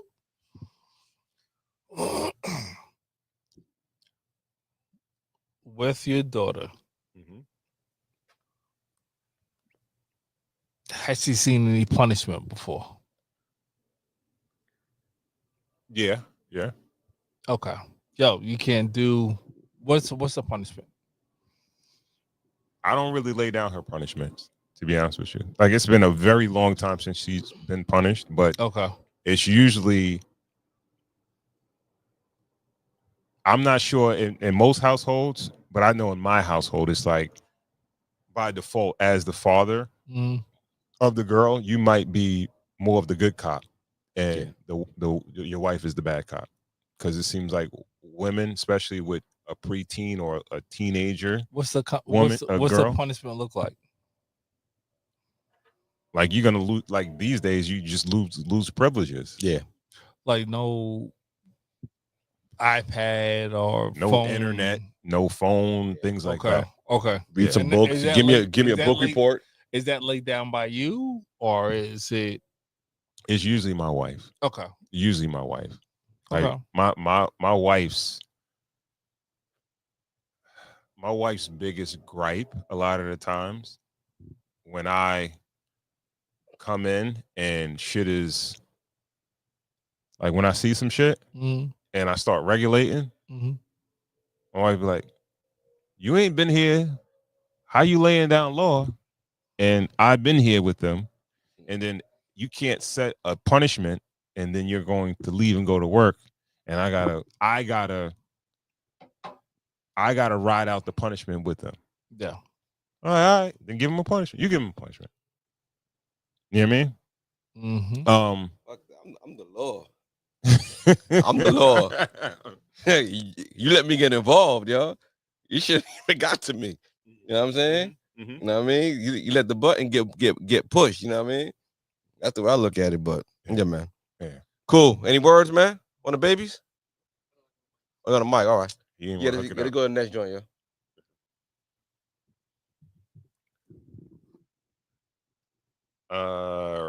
You know what? Let's go to the Spanish chick right there. Yeah, let's do that one.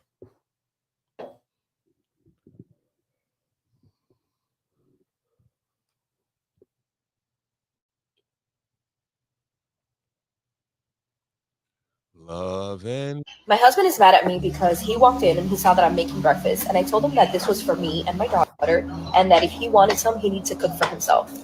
I told him I was not going out of my way to make breakfast for him. This is only for me and my daughter. Like, if you're that hungry, there's a McDonald's down the street, or there's eggs in the fridge and there's bacon, and you can make it yourself. He's acting like this not cooking for him thing is brand new. I gave him a list of things that I don't do the day that we got married, and he was okay with it. So what's the problem now? I told him, if you don't want to cook, you could wait and see if there's any leftovers. If there's leftovers, go ahead and eat. If there's no leftovers, then I'm sorry, you're going to have to figure it out. But I am not going to cook for you. It's not my job to cook for you. I'm sorry. And then on top of that, I'm doing scrambled eggs. He wants a fried egg. No, I'm sorry. That's too much work for me. I'm not going to do it. Plus, he's so picky with his food that he might as well just cook it himself. What? Trigger? No bueno. Well, I could close it out if you don't want me to. Yo, he married the wrong chick, yo. That's it. He married the wrong woman. She said all the signs were exactly, there. No. She didn't hide it though. All the signs were there. Exactly what the fuck? No, he like KB said it's no sign. She said like I don't do that. Exactly what the fuck? So he married the wrong woman. Yeah. You're a sack of shit. He made a mistake. You married a sack of shit. Well, the fuck?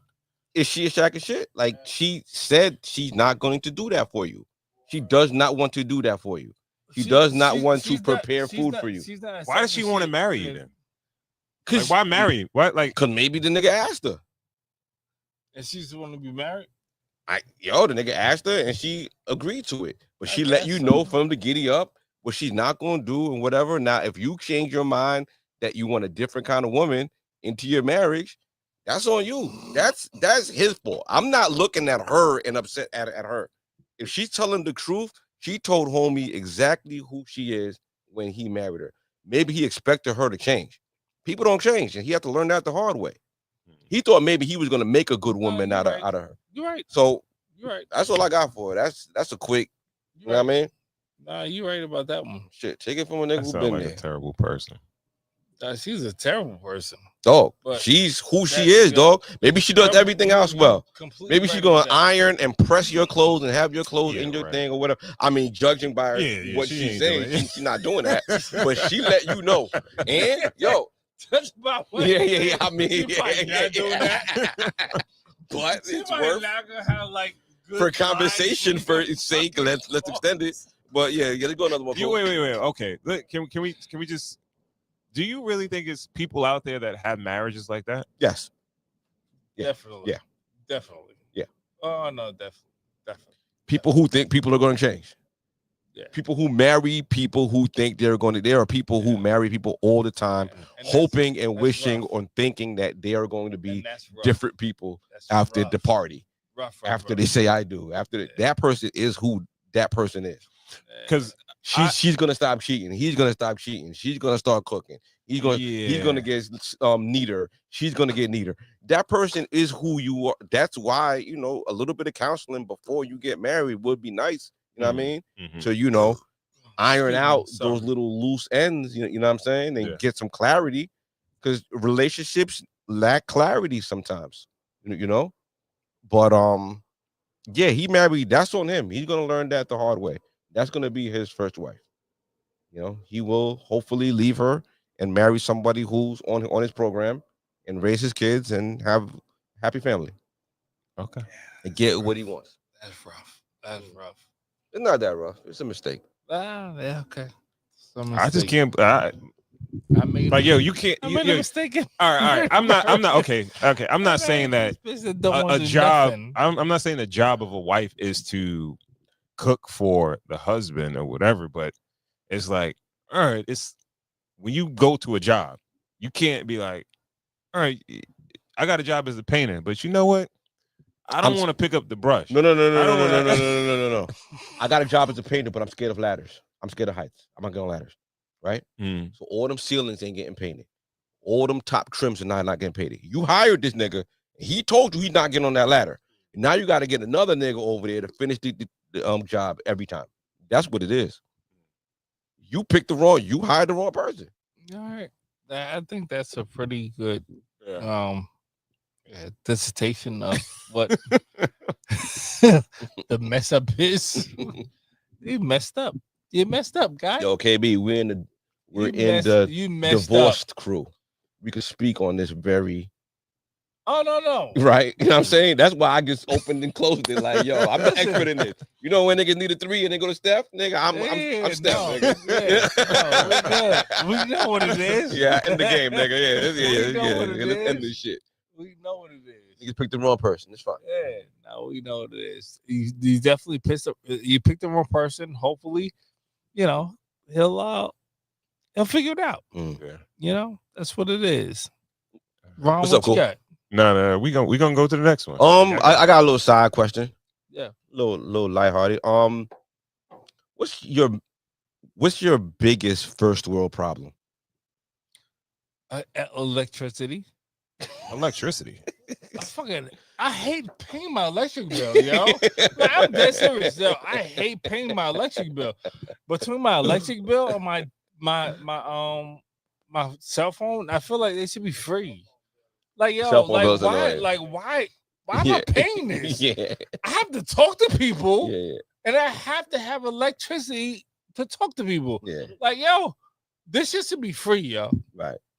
Why? That's definitely a first world problem. Like, why? Like, I'm dead serious. Yeah. That's my biggest. Why? For why?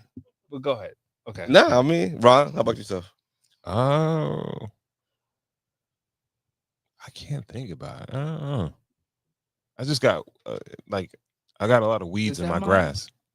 Yeah, right. Yeah, that's just. You know what I mean? That's probably. Yeah, that's like a first world problem. Yeah. And niggas can't even.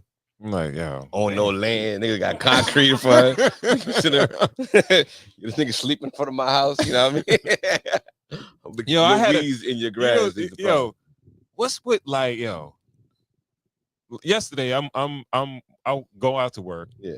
Go to 7-Eleven, and it's like it's a guy, and I've seen him there before at the 7-Eleven. Yeah. So I'm on the phone with a coworker. He's like, "Who's that? You know that guy?" I'm like, "Nah, it's a guy. It's a random guy." He comes to me. He's like, "Hey, you think you can give me some change? You can give me some change or whatever?" I'm like, "Nah, I don't got no cash on me, man." He's like, "So you think you can go in there and buy me something?" I'm like, "All right, come on. I've done it before." Yeah. Right. And he's like, "Yo, all right, before we go though." So he pulls out a pack of cigarettes. He's like, "Yo, I ain't got no more cigarettes. You think you can buy me a pack of cigarettes?" I'm like, "Nah." Because cigarettes like what, $20? That's just wild. Yeah. I'm like, yo, I said, nah, I'm not buying you no cigarettes. I'm not spending that much money on you. Like, yo, can you buy me a pack of cigarettes? Nigga, what the fuck? So then he says, yo, can you buy me something to drink? Yeah, can you buy me something to drink? I'm like, yeah, I'll buy you something to drink. And of course, after no fail, of course he wants some alcohol. He want a 4 Loko. He's like, "Oh, you can give me a 4 Loko." Yeah. And then he's like, "Yeah, man, I'm homeless." Whatever. He pull up his shit, show his legs. Like, I got my leg is fucked up. Huh? What's that? Him said? Baldwin. Yeah, at the 7-Eleven. Yeah, them Baldwin niggas is Yeah. So I'm like, yo, Baldwin niggas is nasty. I'm like, all right, yo, nasty. And what's crazy is that these folks, like, they give you this song and dance prior to what you do, and this, like, after you buy it, it's like you don't even exist. Like, all right, thanks. And they turn it. They like it for the next person. Bro. You think they're gonna treat you like Jesus, right? They're gonna follow you for the rest of your life and write a book about you, right? Nigga, you ain't Jesus, like, nigga. Right. Thank you, nigga. You the latest sucker. Bye. Yeah. Yo, and trying to go overboard too. Because I had the same thing at another place. It was like a guy, he was like sort of like handicapped, signed a special or whatever. And then he did the same thing. Yo, can you help me out? Wasn't that just survival? But why do you want cigarettes and alcohol? If he would have told you, yo, listen, survival. No, what if he would have told you, yo, there's 12 cigarettes in there. I could sell each of these Lucy's for $2. this will feed me for like 2 days. Would you have bought the cigarettes? No. All right then. What then? I don't know. No, I honestly I didn't even want to buy alcohol for him. Like, yo, bro, another guy did the same thing. He tried to get me to buy cigarettes. Right. First, I said, I'll get you something. Then it's like they try to get in, and then once they get the yes, they do the upsell. Don't just buy me something to eat real quick. I was like, yo, he asked me to buy cigarettes. I'm like, nah, I'm not buying you cigarettes. Nah. Then we get into this. We had a 7-Eleven. I'm in Glen Cove at this time. Then he's like, he start grabbing mad shit. Let's go. I'm like, nah, you got to put them Glen Cove niggas got to survive, nigga. That nigga pulling out logs. That nigga pulling out wood. That nigga like, I need this to keep warm.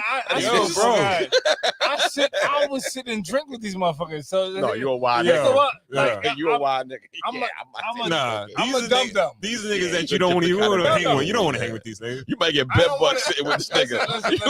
You fuck around my bricks at home with you, nigga. I am such a dude that wants to understand how you fucked up so much that I will fucking buy a drink. No. I will buy a drink with you and I will sit and talk with you and be like, yo, what happened?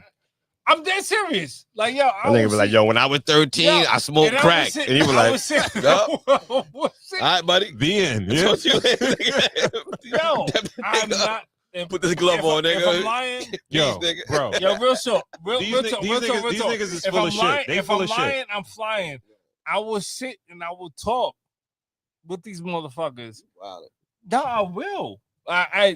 That's just, I don't know what you the be out fuck in the it daytime. is. You be dealing with the daytime bums, nigga. Them nighttime bums are different, nigga. Nighttime bums is feral, nigga. No, I had a feral bum, nigga. I had another day. I had a daytime. He ain't going inside nowhere, nigga.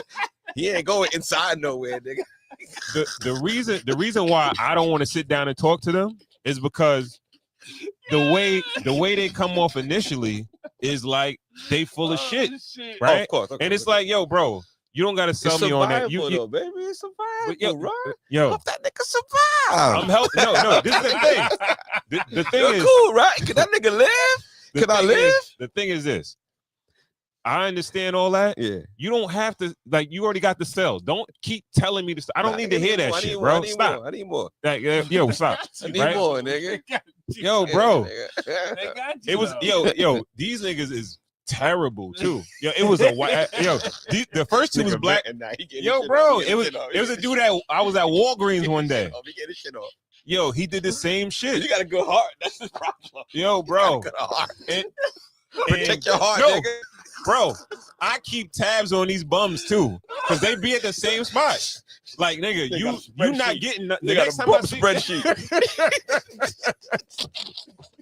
Yo, he said, yeah, that spreadsheet. When I say, he said, yeah, listen, I saw him on fucking Clinton. You were here over at here. 12 p.m. Nigga. Fucking going having over here. I know you, motherfucker. Based on my calculations, if you ask 10 people, you should have $50 in your pocket right now. Yo.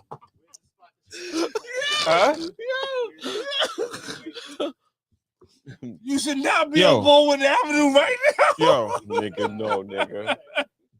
Yo, it was a guy that's at the Walgreens in my neighborhood, and it's a white dude. And the next time I went there and I told him, I said, yo, last time I bought you some shit, you didn't even say thank you. You just fucking just walked off and whatever. And he tried to get me to buy him something again. I was like, nah. I said, no. You're like, yo, bro. But nigga, I don't remember that shit. Give us some money, bitch. Give me a break. I'm a bum. Yo, bro. Give me that dumbass shit. Give me a break. You know, break. The person I would sit down and speak to is the dude that's really appreciative, right? The one that's like he shows gratitude and he's like he seems genuine. Yeah. Like these niggas, that shit is just a hustle to these niggas. That's the problem. What happened to the squeegee nigga? What happened to the nigga come out and squeegee your joint, yo?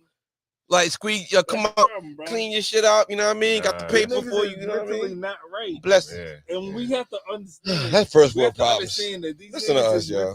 We ain't shit, yo. What? They not mentally wrapped up. We ain't shit. And the funny thing is, interacting with these motherfuckers. Like I honestly, I would love to help everyone, but at the end of the day,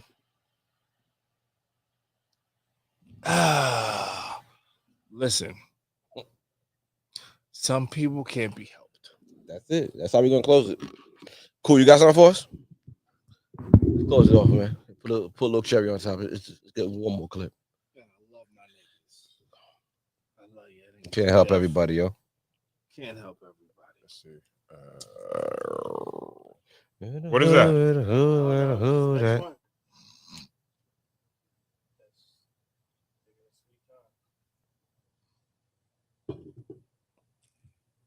I'm gonna take a pee-pee. What men never say out loud. I don't think women are built to deal with men's emotions. But I handle yours. Sometimes. Sometimes. What do you mean? I'm not saying you don't listen. That's not what I'm saying. A man is very afraid to share all of his emotions with his wife because there is a cost to it. How so? What If I tell you that I'm scared or I'm nervous or something in the business has me shook, in the moment you might be like, hey, that's okay. But deep down inside, there's a part of you that starts to feel unsafe. And that shows up in different ways. It'll start to show up in the lack of connection. It'll start to show up in going to old patterns because you're trying to protect yourself. Sometimes I'm afraid to tell you if there's financial issues or the business isn't running the way it could be, because if I create scarcity or fear in you, then I also have to clear that up. It creates more work for me. Yeah. So sometimes I would rather not say anything at all. And this is why so many men just choose not to talk. I don't think women are built to deal with men's. He hit that on the head. Yeah, he did. That was very, no. Like if I could share a short story about today, I got the water on like a timer in the front.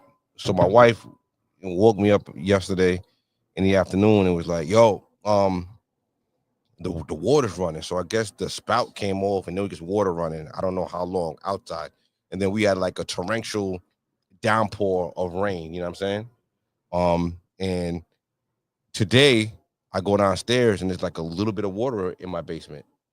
So I'm like, all right, we had 2 catastrophic water events yesterday, and I don't know which one is causing this little bit of water in my basement, but she saw it, so she alarmed me too, and it's like, I have to act like it's not a big deal.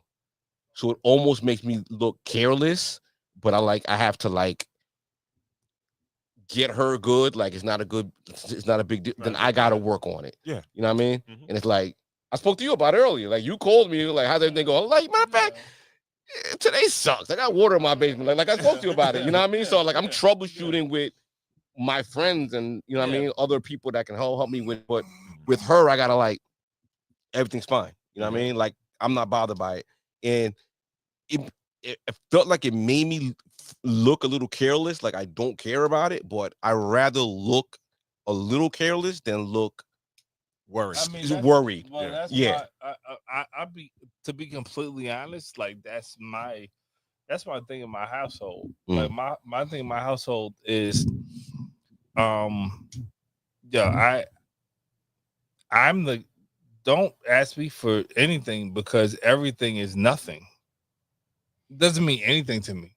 Like every big thing, if you're gonna make it a big thing, I'm gonna minimize it. Yeah. Every single time. I don't care if they're saying, "Yo, we're coming to take the house." I'm gonna be like, "No, we're good. All right." Yeah. Don't worry about it.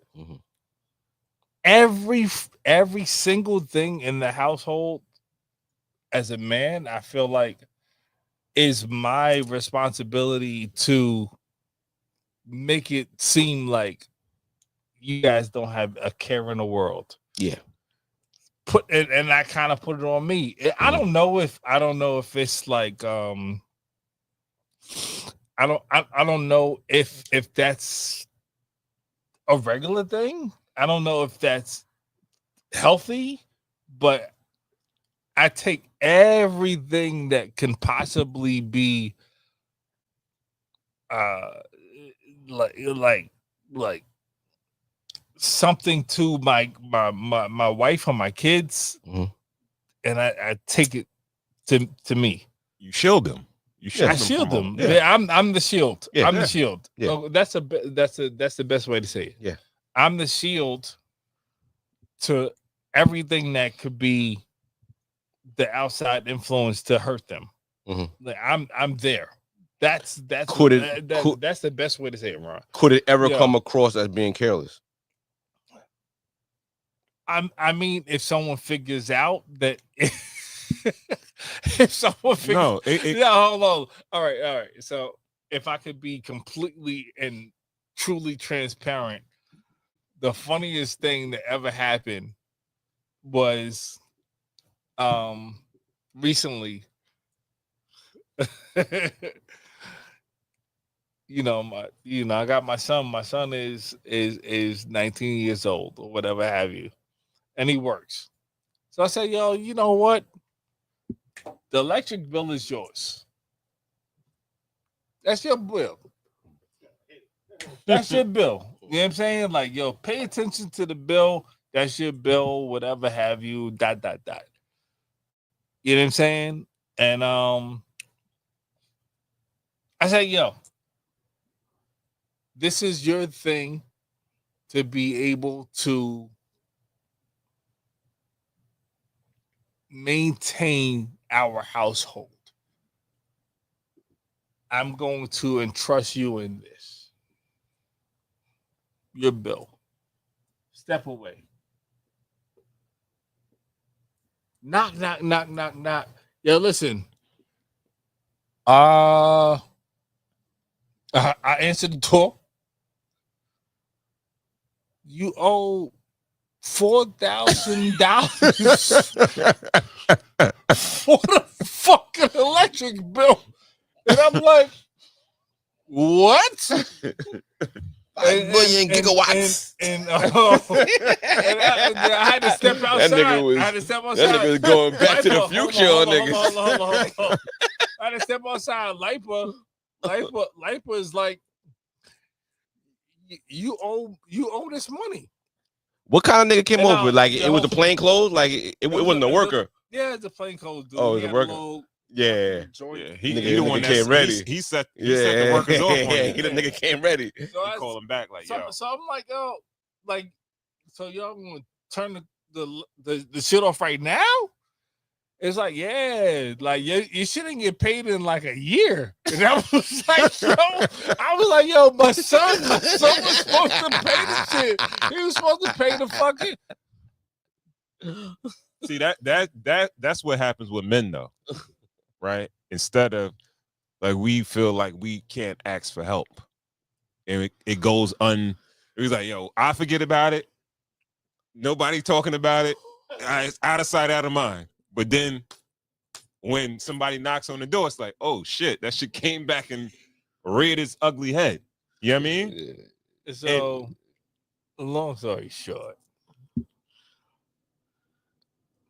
So, I ain't got no power in my house right now, so that's why I'm here. Can I take a little power home?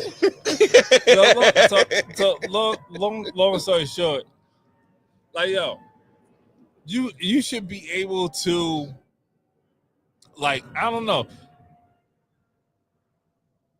like feed into your kids and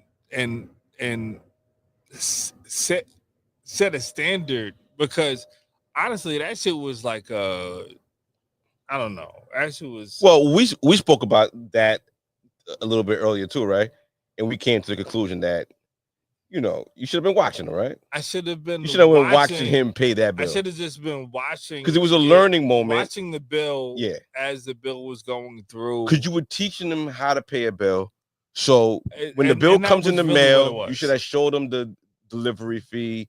You should have showed him the trends and made him more conscious of turning the lights off and turning the lights off and running power and conserving energy. And that's where the cutting lights off. Yeah, that's where the etc. Right. That's where the lesson in him paying the bill really should have been, right?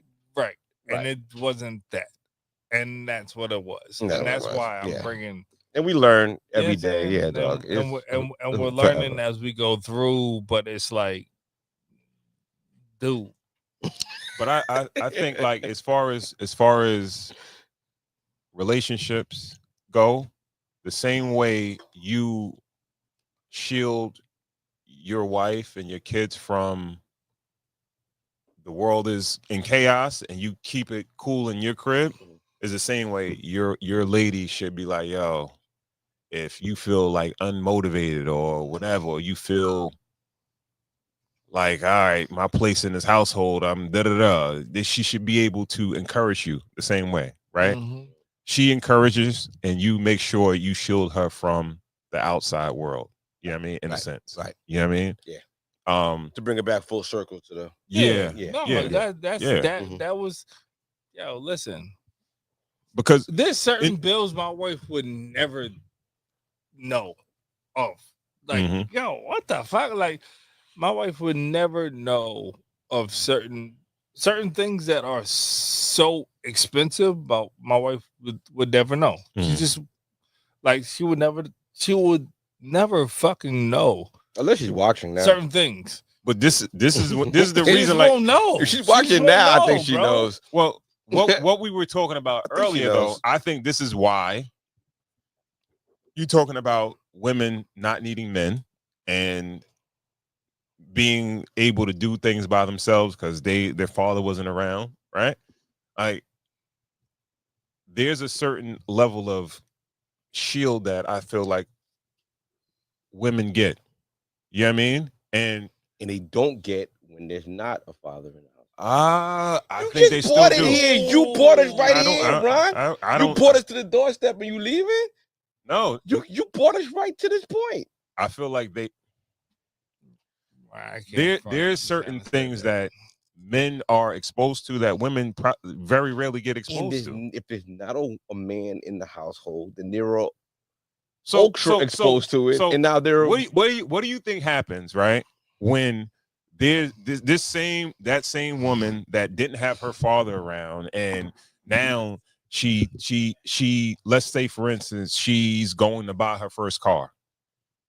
She gonna find a dude to come with her to kick some tires and something like that. Not. Or if something goes wrong with her car, right? She got a car. She's gonna get that 19. She's gonna go to Major World, get that 19% APR, and she's gonna get hit over the head. She's gonna pay that shit, and she's gonna get the second one, and she's gonna educate herself, and she's gonna get when they have to do that shit on their own. No, they don't want to do that shit on. No. They get callous. You know what they say? I don't even want to have to think about shit like that. No, you're right. What you That's mean? all You're they right. can think of, and they can't and trust all right. anybody else with it. And that's when it gets and then when it gets to the point of that, when they have to think about it, that's when they want a man. Okay. I remember you told me about a homegirl, right? That says I don't got no homegirl. A chick that let's say she's a general homegirl, like she knows she's cool with everybody or whatever, and she was like, I need a man in my house. I need this done or whatever. I need a man in my house. Like, she was doing it by herself, right? But now she's talking about she need a dude, okay, right? Because there's certain things that women don't want to have to think about, worry about, right? The type of shit that wives get shielded from, that these single women, they get exposed to, and then they that's when they get overwhelmed, and they that's when they want. If a cat walked past this backyard right now, you think you could take that nigga home with you? If an outside cat walked around, no, you'd be like, yo, come here. Why? It's a feral cat. It's too used to being outside, fending for itself. It can't come back in the house. It's too used to surviving. It's feral. You know what I'm saying? All right. Let me. We created a generation of feral women. No, you can't. It's gonna take you can. It's gonna take a lot of coaxing and a lot of patience and a lot of Yeah. You could have a feral cat out here. If you start feeding that cat, it's gonna take a while. You could get that cat in the house and make that house cat. Cool, my wallet. If you start feeding that cat, that cat needs to eat. Out of necessity, they're gonna need that. Yeah. they start getting accustomed to you, that could be a house cat. Right. And what I'm trying to say, out of necessity, when they get exposed to certain women normally don't have to deal with or get exposed to, then they say, yo, this is why I need a man. They might not say I need a man because of this or money or whatever, but yeah, when some shit break in their crib, when their car break down, or when some other shit, where that usually married women or women in relationships, they don't even have to think about. Right. And when they speak to their homegirls that do have a husband or a boyfriend, and they be like, yo, I gotta go to the car wash or whatever. You're like, oh, my husband take the cars to the car wash. I gotta go get some gas. My husband, he gas up my car or whatever this had a third. Then they be like, oh, I need a husband. I need a boyfriend. That's when they feel like they need a man. A lot of times AAA. All right. Yeah. You got to answer everything. Nah, AAA and a man. A lot of times the woman don't even know that they could go get AAA. It'd be a man that tell them like, yo, you need to get AAA. Right. You know what I mean? It'd be shit like that. And I hear you. Listen, we ain't gonna solve the world problem. No. It's not okay. It's not even about that. And I'm not trying to say that women need men like that. I think we need each other. That's why I prefaced it with what a man needs from a woman and a woman needs from a man. Yeah. We each bring to the table to each other. We bring that balance. I think that it is a very secure balance that we need each other. And when you find your person, you're locked in, you understand the balance of how that feels. You know what I'm saying? That balance feeling is amazing, yo. Like it's like I don't know how long does it take to get there. Felt that. You know what I'm saying? How long does it take to achieve that balance, KB? I don't know. I honestly I can't give it a time frame or whatever have you.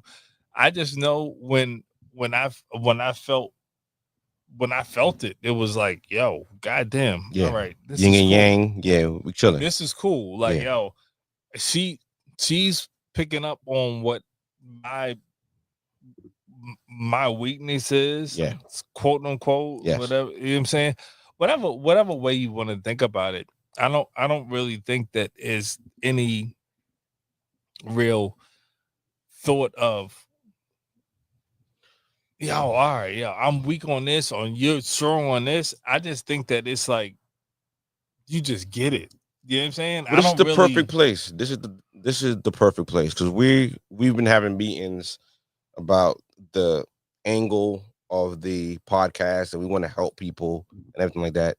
And right now, we found our problem of the night. You know what I mean? And it's women who've well established their lives, allowing a man to come into their life, help, and to find that balance where they can actually, everybody feels, you know what I mean, comfortable in where they're, you know what I mean, supposed to be, you know what I mean? So as a man coming into a relationship with a well-established, you know, woman, what advice do you have for that man? Or what kind of well-established woman? A woman that has all her bills paid, really doesn't need you for anything financially. You're still gonna be a man. No, well, let's give that man who's dating that woman who's struggling to get into the thing, like her bills are paid, her car is maintained, she just likes you. How could you add value to that life? To be stability. That's like, honestly. Well, he's saying she's already stable. No, you're stable in what? You're stable in paying your finances. Bills, finances. That's all right. That's cool. Stability in finances is very good, but that's not mental stability. That's not emotional stability. That's not stability inside of themselves, which is, you know, that's something that I think a lot of females want, you know. So if you're that strong of a man that can have a woman that makes more money than you, but you can still be that strong kind of person to go to that it's gonna make sure that, all right, yo, we're gonna go to the gym. We're gonna make sure that our bills are paid on the right time, and we're just strong in general. Right. If I was kind of to add, you can hear me, right? If I can add to that. That's different. You know what I'm saying? Mm. Like, just because someone gets paid more than you doesn't mean that you're lesser than them. You know what I'm saying? Like, yeah, you add so much more just because of who you are. And I truly believe that. I truly believe that. No, that's absolutely that the person, it's the just person that you are as a man, and you're standing on who you are, and you do what you do on a regular basis and a daily basis, man. That So if I was to say, right, adding ground shaking, what do you do, right? When you step in as a guy, you step in with a firm character trait of consistency for whatever that may need, right? If you are a person who's coming, because okay, if she's fully established already, it's kind of like if you were traded to a winning basketball team, right? If you got traded to a winning basketball team and you walk in the locker room, right, you automatically have to know that without you, right, wins are going up on the board. But what you can do is see the little things that are missing from the basketball team. Let's just say they could use more boards, right? Dennis Rodman walked in on a winning basketball team already, right? Scotty was already putting up numbers. Jordan was already putting up numbers. When niggas get Longley and well, I want one. It's okay. I'll get one later. later. I'll get, No, put me down for one. So I feel like consistency is a very important thing there. Also, to be a problem solver. Absolutely. Right. If you're a problem, no matter what the economic status is on a roster, right? Problems will always arise, good, bad, or whatever. If you can be a person that can keep a calm head in fire, see what resources are around, and be willing to be like, oh, okay, we can do this, and whatever cases when things get frantic, and also too, lastly, I would like to leave with is focus on yourself at that point. You know what I'm saying?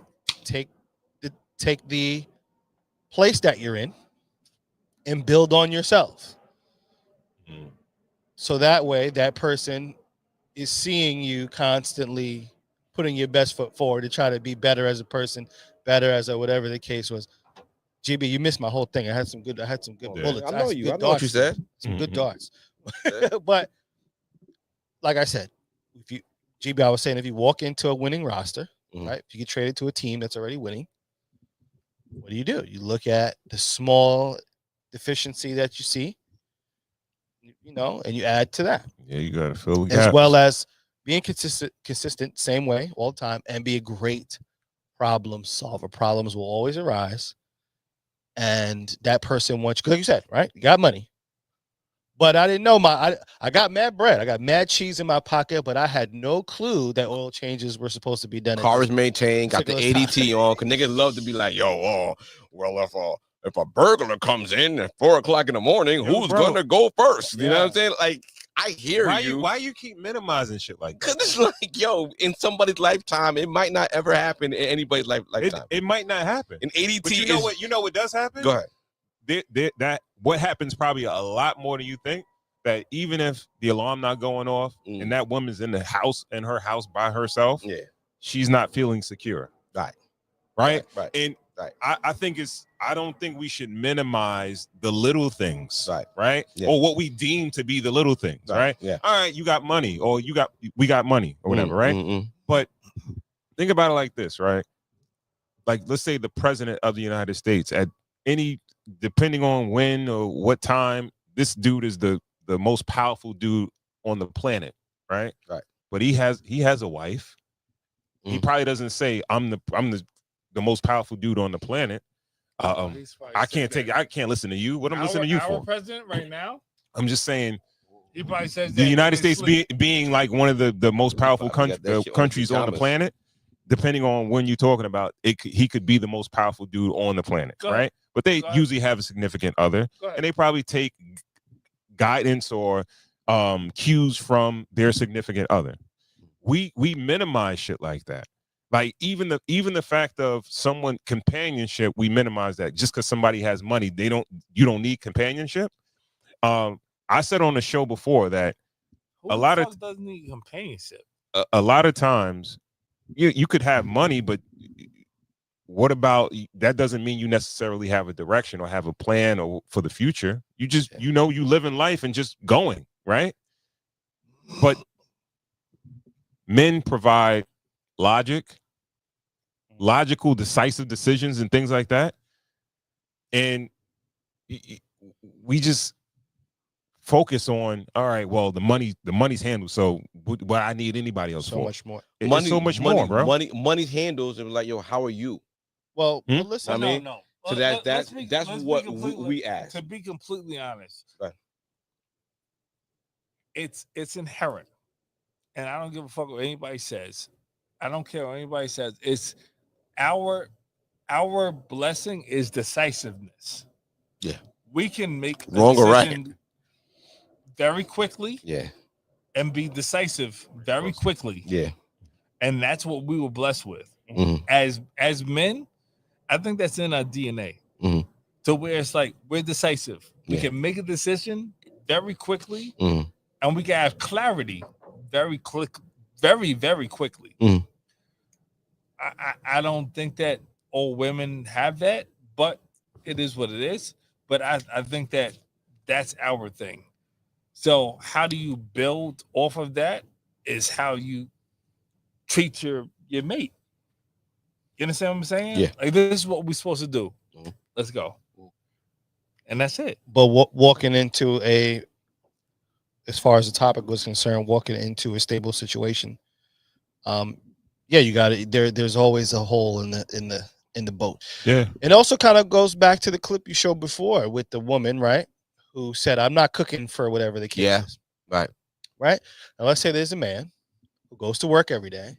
He has money. He can put money in his pocket. He can pay his own bills. Absolutely. He can make sure that she's fine and make sure that probably that there's eggs in there to be cooked.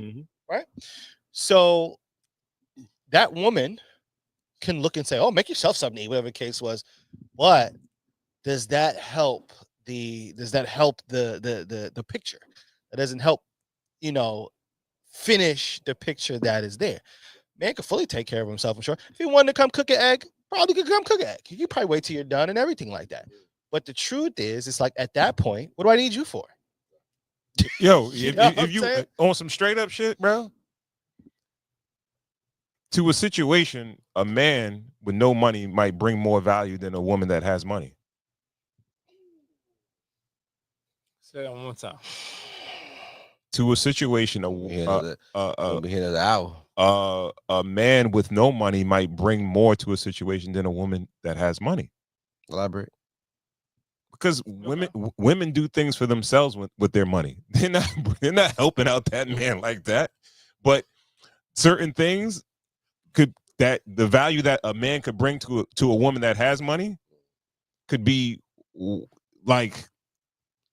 Yeah. It could literally. I can't say that because at our age, I have friends who are in new kind of relationships, and they're dealing with women. Women with money is not taking care of niggas, bro. Not taking care of, but they're generous.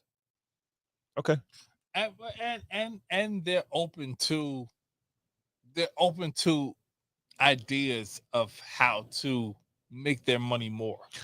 But who's gonna bring that to them? The man. Okay, that's what I'm trying to say. He brings more. He don't got no money, but he could bring you the opportunity to multiply your money that you do have. Right? Now, is that woman that has a good job? Is she gonna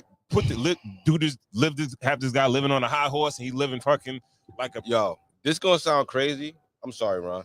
This gonna sound crazy, yo. But yo, can you put that in? What's that? This best. Cool revisiting that conversation about Shorty that's not cooking for her man, right? That has me thinking about a woman who's not cooking for her man is not nourishing their man. I always say that on this podcast that a woman's kitchen, a woman's kitchen, you know you're not is her hospital. Shit, man. You know what I mean? Mm-hmm. So if she's not nourishing her man, she's not prolonging his lifespan. Like she's not making that man healthier. She's forcing that man to go out and get food other places, other means. And I'm glad you brought that up because you know everybody here knows diners and restaurants, takeouts. My wife makes sure that I eat. There's no food being maneuvered around without me getting a piece of it. What I want, how I want. Now, even get the big piece of chicken, huh? Mm-hmm. Yeah, but you know what I'm saying? yeah, I absolutely do. Shout out to you, girl. I absolutely do. But okay. And the reason why is because I do my best to show up in other areas where she does not have to worry about certain things, right? How certain things get done. Yeah. One of the things that she worries for me, now, mind you, it'll be like, okay, I might be like, well, what are we eating? So that's as far as my worry is going to go. The question of what it is that we're going to eat, right? Now, I can see as a partner, you're done, you're tired, you're got a lot going on. I might have to even handle that at that particular moment. But there's no way that the stove is on, food is in the pan, right?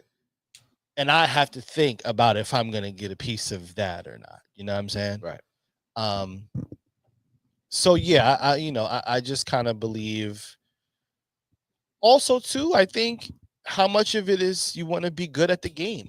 I think I haven't heard that being brought up yet. You know, how much do you want to be a good partner? Well, the game changes. The game changes. The younger you are, both of you are broke. Then you get older, and then it's like somebody's a little bit more thing, up. Right? Yeah. But when you're dating and you're meeting people at our age, you know what I mean, 40s and 40, 45, everybody's pretty much established. So you really have to want to be with each other at this point. You know what I mean? Like, it's really tricky. I think there are business arrangements still at this phase. But I get what you're saying. I think you're. You really got to dig each other. You know what I mean?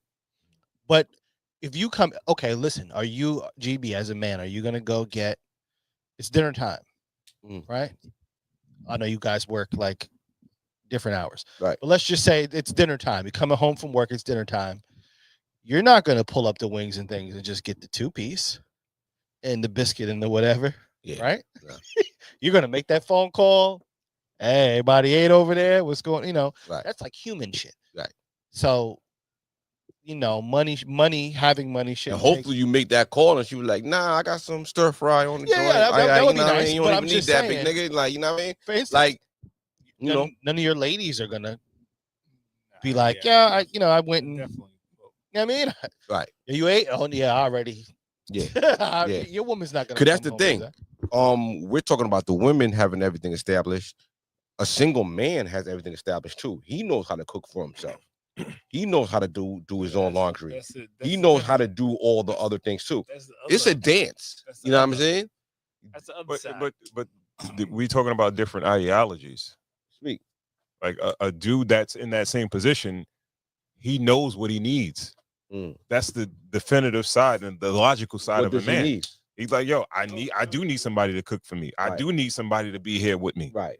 They're not saying, well, I got money, I got this, I got that. I don't need nobody. All right.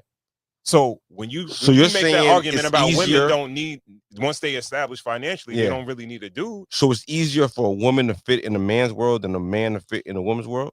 because he's willing to let her, and he knows that he Mm. needs her. Okay. He doesn't have the ideology that I don't need nobody else. I could do it on myself. Sure. Because if I know that it's something bigger than me, I need that. right? Right. Where a woman, a lot of times, women that are already established, they feel like, "Oh, I did it myself or whatever. I don't need nobody else." Right. And it's also like emotionally. what? It's also emotionally, because at the end of the day, I don't think that it's emotionally charged for a man to say, "I need someone else." I don't think that's emotional. I think that's really like critical.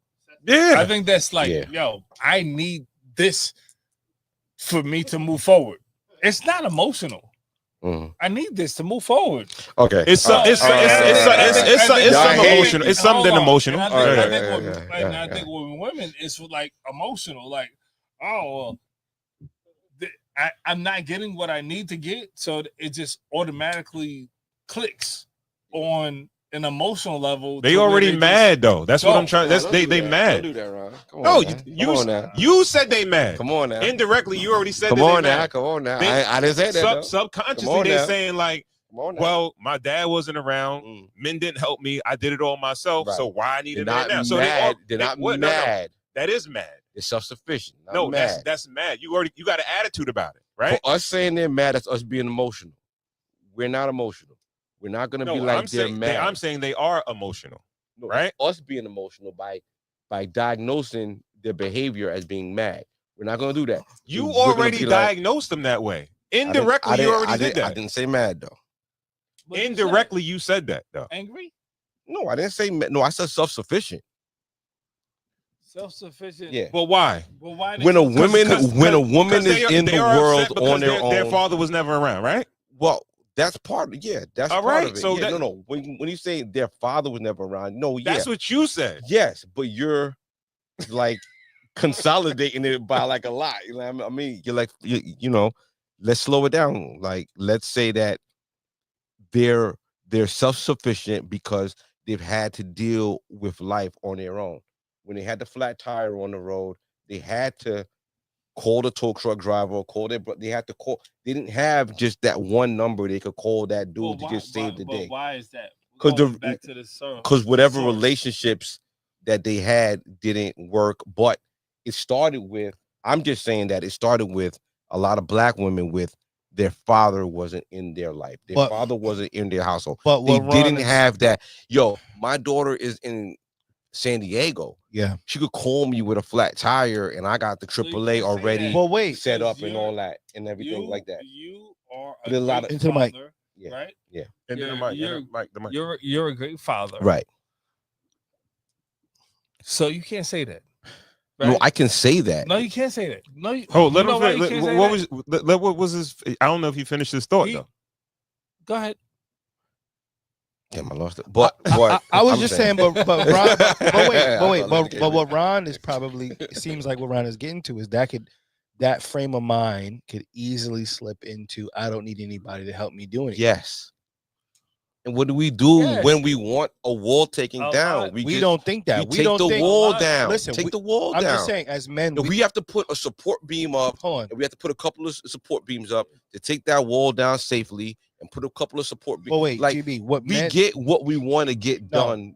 I'm just saying what men don't do. Listen, Hold on, wait. Go ahead, No, say no, say wait, it, wait. Cole. Go But- ahead. but Let him say it. what men don't do is say, because I can cook for myself, I don't need anybody to cook for me. Got it. You know what I'm saying? We're gonna say, yeah, I can cook for myself. But it'd be really dope if I just had somebody to do this for me. You know what is the equivalent of? What's that? When like, let's say your wife is like, she reiterate real start quick. cleaning or she start washing dishes and you be like, yo, I'll take care of it. I'll do it. Right. I already started doing it. I'll take care of it. Knowing she don't want to do the shit. But the fact that you didn't do it as quickly as she wanted you to do it and she started it, I'll do it myself. Yeah. That's what it is. That's emotion. That's not like you don't want to do that shit. It's emotion because you upset. And that's what I was saying from before with men to women. Yo, it is what it is. That's exactly what it is. That's exactly what it is. The emotion is going to keep you. What you gonna say? Huh? What? Go ahead. He was going. He was going. I don't know. He was getting there. Yeah, you getting there. Okay. Come on. The emotion is going to keep women away from what they want. Right. Yeah. That's exactly what there it is. He got it. He got there. That's exactly it. Yeah. That's it. We can't feed into that. We can't get We clouded can't. by it, and we Microphone. can't get clouded about it. We can't fall into that emotional trap. That, trust me, I still do. That's why I mean, keep like, saying, me as a seasoned man, stop giving them an excuse. You keep giving them the excuse. It's like, yo, bro, like, all right, it happened. Yo, dog, that's all we care. Yo, and I know. I'm speaking with a man's mentality. Yeah, because we like, all right, man. we got to get over. Because as men, we just got to get over shit and move forward. That's it. Yes. And all right, if you wanna act like a man and do it all by yourself, yo, we got to move forward. Right. It happened. Right. Your pops wasn't there. Yeah. I get it. I know. Yeah. But you know you want a man, you need a man, but you're gonna be like, I'm doing myself. Yeah. Yeah. I'm just exactly. We're just having this conversation to tell men to handle that with grace. Handle that with the grace of understanding. Like, the grace that men are handling with it is they're just walking away from women like that, and, and like, that's what I'm saying. Stop walking. Go to the women that speaks to what you bring to the table. That speaks to the numbers that we're talking about. There's too many men walking away instead of just being a little bit more patient and try to like feed and try to understand where they can fit in and what the problem is. You know what I mean? They're maybe it's too many. Maybe men are giving up a little too early. That's what I'm saying. That's all I'm saying. I hear what you're saying, but yo, bro, it's too many women for you to deal with a difficult woman, bro. If you like her, we're here. I like you. Yeah, exactly. If you like the same movie, I ain't gonna like somebody. I Liking somebody is the most important thing. Liking somebody. I don't like women like that. I don't like difficult women. I don't like difficult women. Come on. Bring us home. Like, yo, who likes it? Nigga. You tell you're gonna tell me. Yo, you gonna tell me. Yo, you gonna tell me. You walk the way you yo, talk. bro. Don't see. That's yo. Don't do that, bro. No, I'm not doing that. Don't tell dudes to deal with difficult women. Why would you tell? Like, yo, come bro. on, why you putting sauce on it? I'm just saying. I'm not telling the dudes to deal with difficult women. Your message should be to tell women to be a little more easy rather than telling men to deal with difficult women. Okay, wait. All right, wait, together. Wait. Isn't that what we're doing? It's a together thing. Here's the together thing. Huh? There's a both parties have to deal with these things because that's open-heartedly. Put that together, referee. People's good. Both have to deal with this is the thing, cool. But I feel you. But I'm just saying, yo, bro. I know you. I know you. I know all y'all dudes. Right. As married men. Right. Y'all niggas would do anything for your wife, and like I said early in the show, you do anything for your wife, for your kids. Absolutely. Right? So there's no difficulty. Complaining sometimes. Maybe, but you ultimately you're gonna complain, but your goal is to make them happy. Facts. Right? Yeah. Which is not difficult, not being difficult. Right? So why would a man want to deal with a woman that like we always gonna show up? Yeah. And without no difficulty, even if we don't want to, we feel away, we're gonna show up. Wait, okay, but wait, right. So that's not the same thing? Is that not? If we were around the tape, right, and we go back to the woman doing the dishes, and you ask, they say with an attitude, "I already started already." Is that not the equivalent of that though? Bro, is that not the equivalent of what you just kind of just said? Imagine, no, that's you in a relationship with a woman. Imagine you just starting to date a woman and she giving you that energy. Oh, you ain't doing that. It's like, yo, what's the point, bro? Ain't no, it's no, like, yo, bro. If I know it's another woman around the corner that I could get with, that's not giving me that energy at the beginning. Okay. Now, if I'm in and we married, yeah, we gonna have we spoke about it on the show where last show it's like, yo, I know there's moments where my wife, I get on her fucking nerves. I never said right. So I'm the king, right? But we like, I don't know how many, we definitely 15 plus years in marriage, right? Right. So yeah. But I'm not dating. I'm not gonna date no chick and then she giving me mad energy at the beginning. Like what? Yeah, 15. This year, 15 years. No, we passed 15. We be 16 this year. Cups up, man. But yeah, I'm not. I'm not doing. I'm not, you who gonna do that when you first start? You fuck ass. When nigga. you first start 15 dating years a married, chick. you fuck ass. Where's the fucking camera? 15 years married, you fuck ass. Niggas. I got a gripe. Please. I got a And gripe. fuck I'm with sorry. these niggas I'm sorry to go off crazy. subject. You know what I'm saying? I'm a little But whatever. upset. I did some reading. You know me. I pick up my books. I was a little tight, man. A little tight about something. We can't hear you. Oh, you don't have no Speak headphones up. on. Speak up. I'm into the microphone. The public can hear me. The people out there in TV land can hear what I'm saying. Yeah. The internet. This book, right? The Way of the Superior Man. Yeah. I heard a lot of. I learned, you know. The Way of the Superior Man. Oh shit! I can hear you now. Yeah, shit pissed me off. Yo, but now you're too loud. Yo, What do you mean to piss you off? Hold on. Let me make a point. Let me make a point. No, hold on. Yeah. I put my headphones on and I can hear you. Yeah, show you right. That was crazy. All right, so. All right, GB, can you hear me? Am I speaking too low? GB? No, you're fine. All right, so I pick up this book, right? And I've always heard. No headphones on. I can hear him. Go ahead. Make your point. I don't even know. No, well, this is a sidebar. Yeah, go ahead. Because I feel like we're in sidebar land.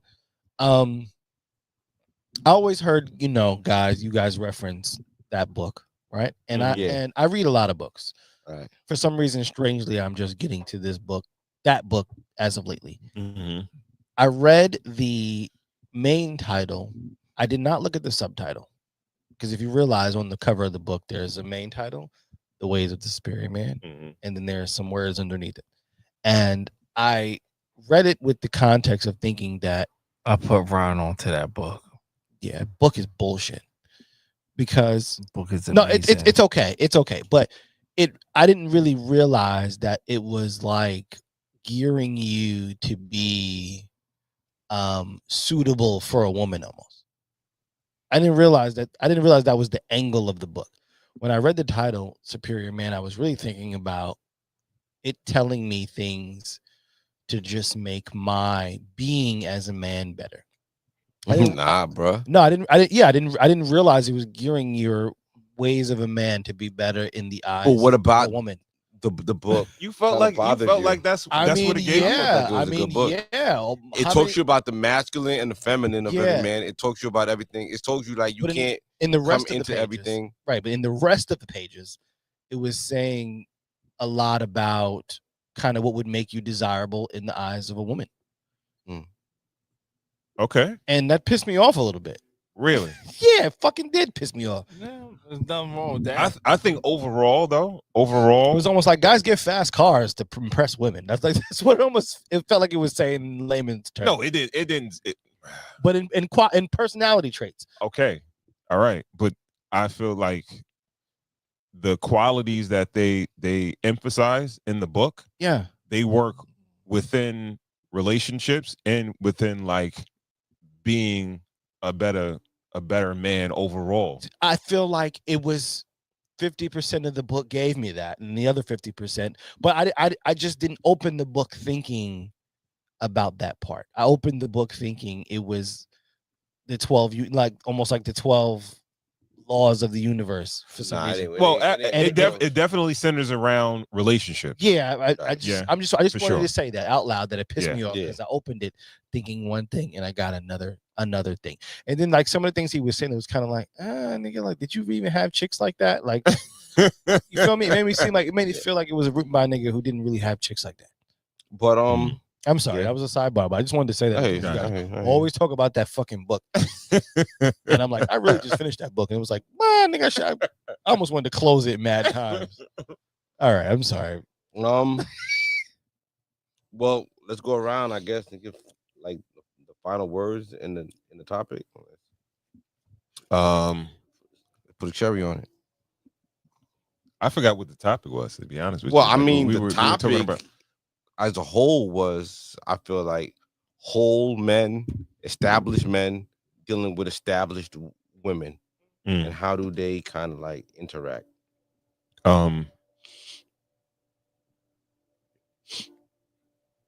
I think a big thing is like we have to strip ourselves and just be who we are. Like, that. The being of who we are. Yeah. Like, forget about the bread and what you have and what you do and all that other good shit, right? Masculine energy needs feminine energy and vice versa. Feminine energy needs masculine energy. We need each other. Yeah. And I think ultimately that's what we need to realize. Like, nobody can do it alone. And we need to, specifically us as Black couples, Black married couples and things like that, we definitely need each other. And all the other intangibles and stuff like that, that's all great, but no man or woman is an island, and we need each other. And I think that's ultimately like what we need to really understand. Right. Nobody wants to die alone, be alone. Everything may seem great in your life, whether you're a single man, single woman. And we had a conversation earlier and you made a comment and I feel exactly the same. Like, I think I did some things in my life that are cool, but the greatest thing I've done thus far is my children. That's my biggest pride. Like, yo, I can't think of nothing that I've given to this world that's bigger than that. Yeah. And to be honest with you, I'm not sure if I'll do anything any bigger than that. You understand what I'm saying? So it's like, yeah. Yo, the thing is, fuck like, them kids. They got my lights cut off, nigga. They got my lights cut off, nigga. So shit that I'm gonna give my kids. Yeah. Oh, the shit that I'm gonna give my microphone. So that's things though. That doesn't outrank them as them being or what you created them, right? You can give them something, but you got to understand that you created them. You're gonna give them something that you didn't create, but you created them. I created. So here's you got to speak to the mic. Here's one of the dopest things that I thought about in my life was like whatever is in my brain that I create and I'm able to push out to the masses and like really It don't matter. What does it don't matter because anything you get, you're gonna give it to your family. All right, you give it to your family, and then they're pushing it forward, right? Yeah, but ultimately, but that came from. What are we talking about? That came from you, but you're creating legacy. But if you have no children, you have no legacy. So ultimately, this is what we're talking about. Like they're the greatest gift. So. The reason why I say that is because I feel like people that don't do it.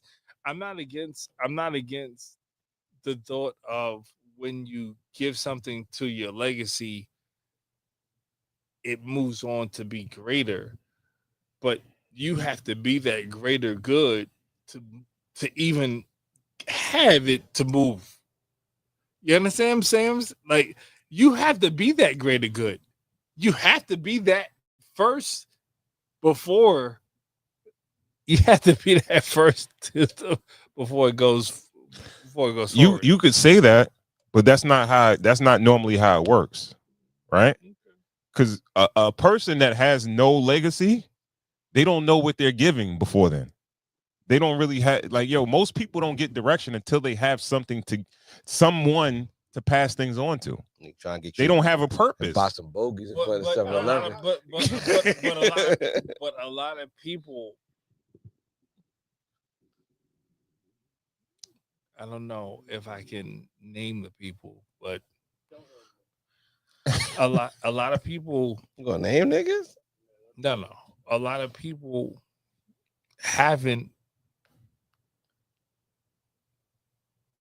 had kids, and I still, get that. Hold on, wait. They haven't had kids, so they still produce great things. You understand what I'm saying? Okay. Like, yeah, but we ain't talking about them tonight. But that's what it is. Like, no. You produce great things and you can't pass them down, and that's just what it is. It doesn't. How many? All right. Are we talking? Are we talking about? Are we talking about outliers? Or are we talking about most people? I don't know. The majority of people, the greatest thing that they do in this world is to carry on.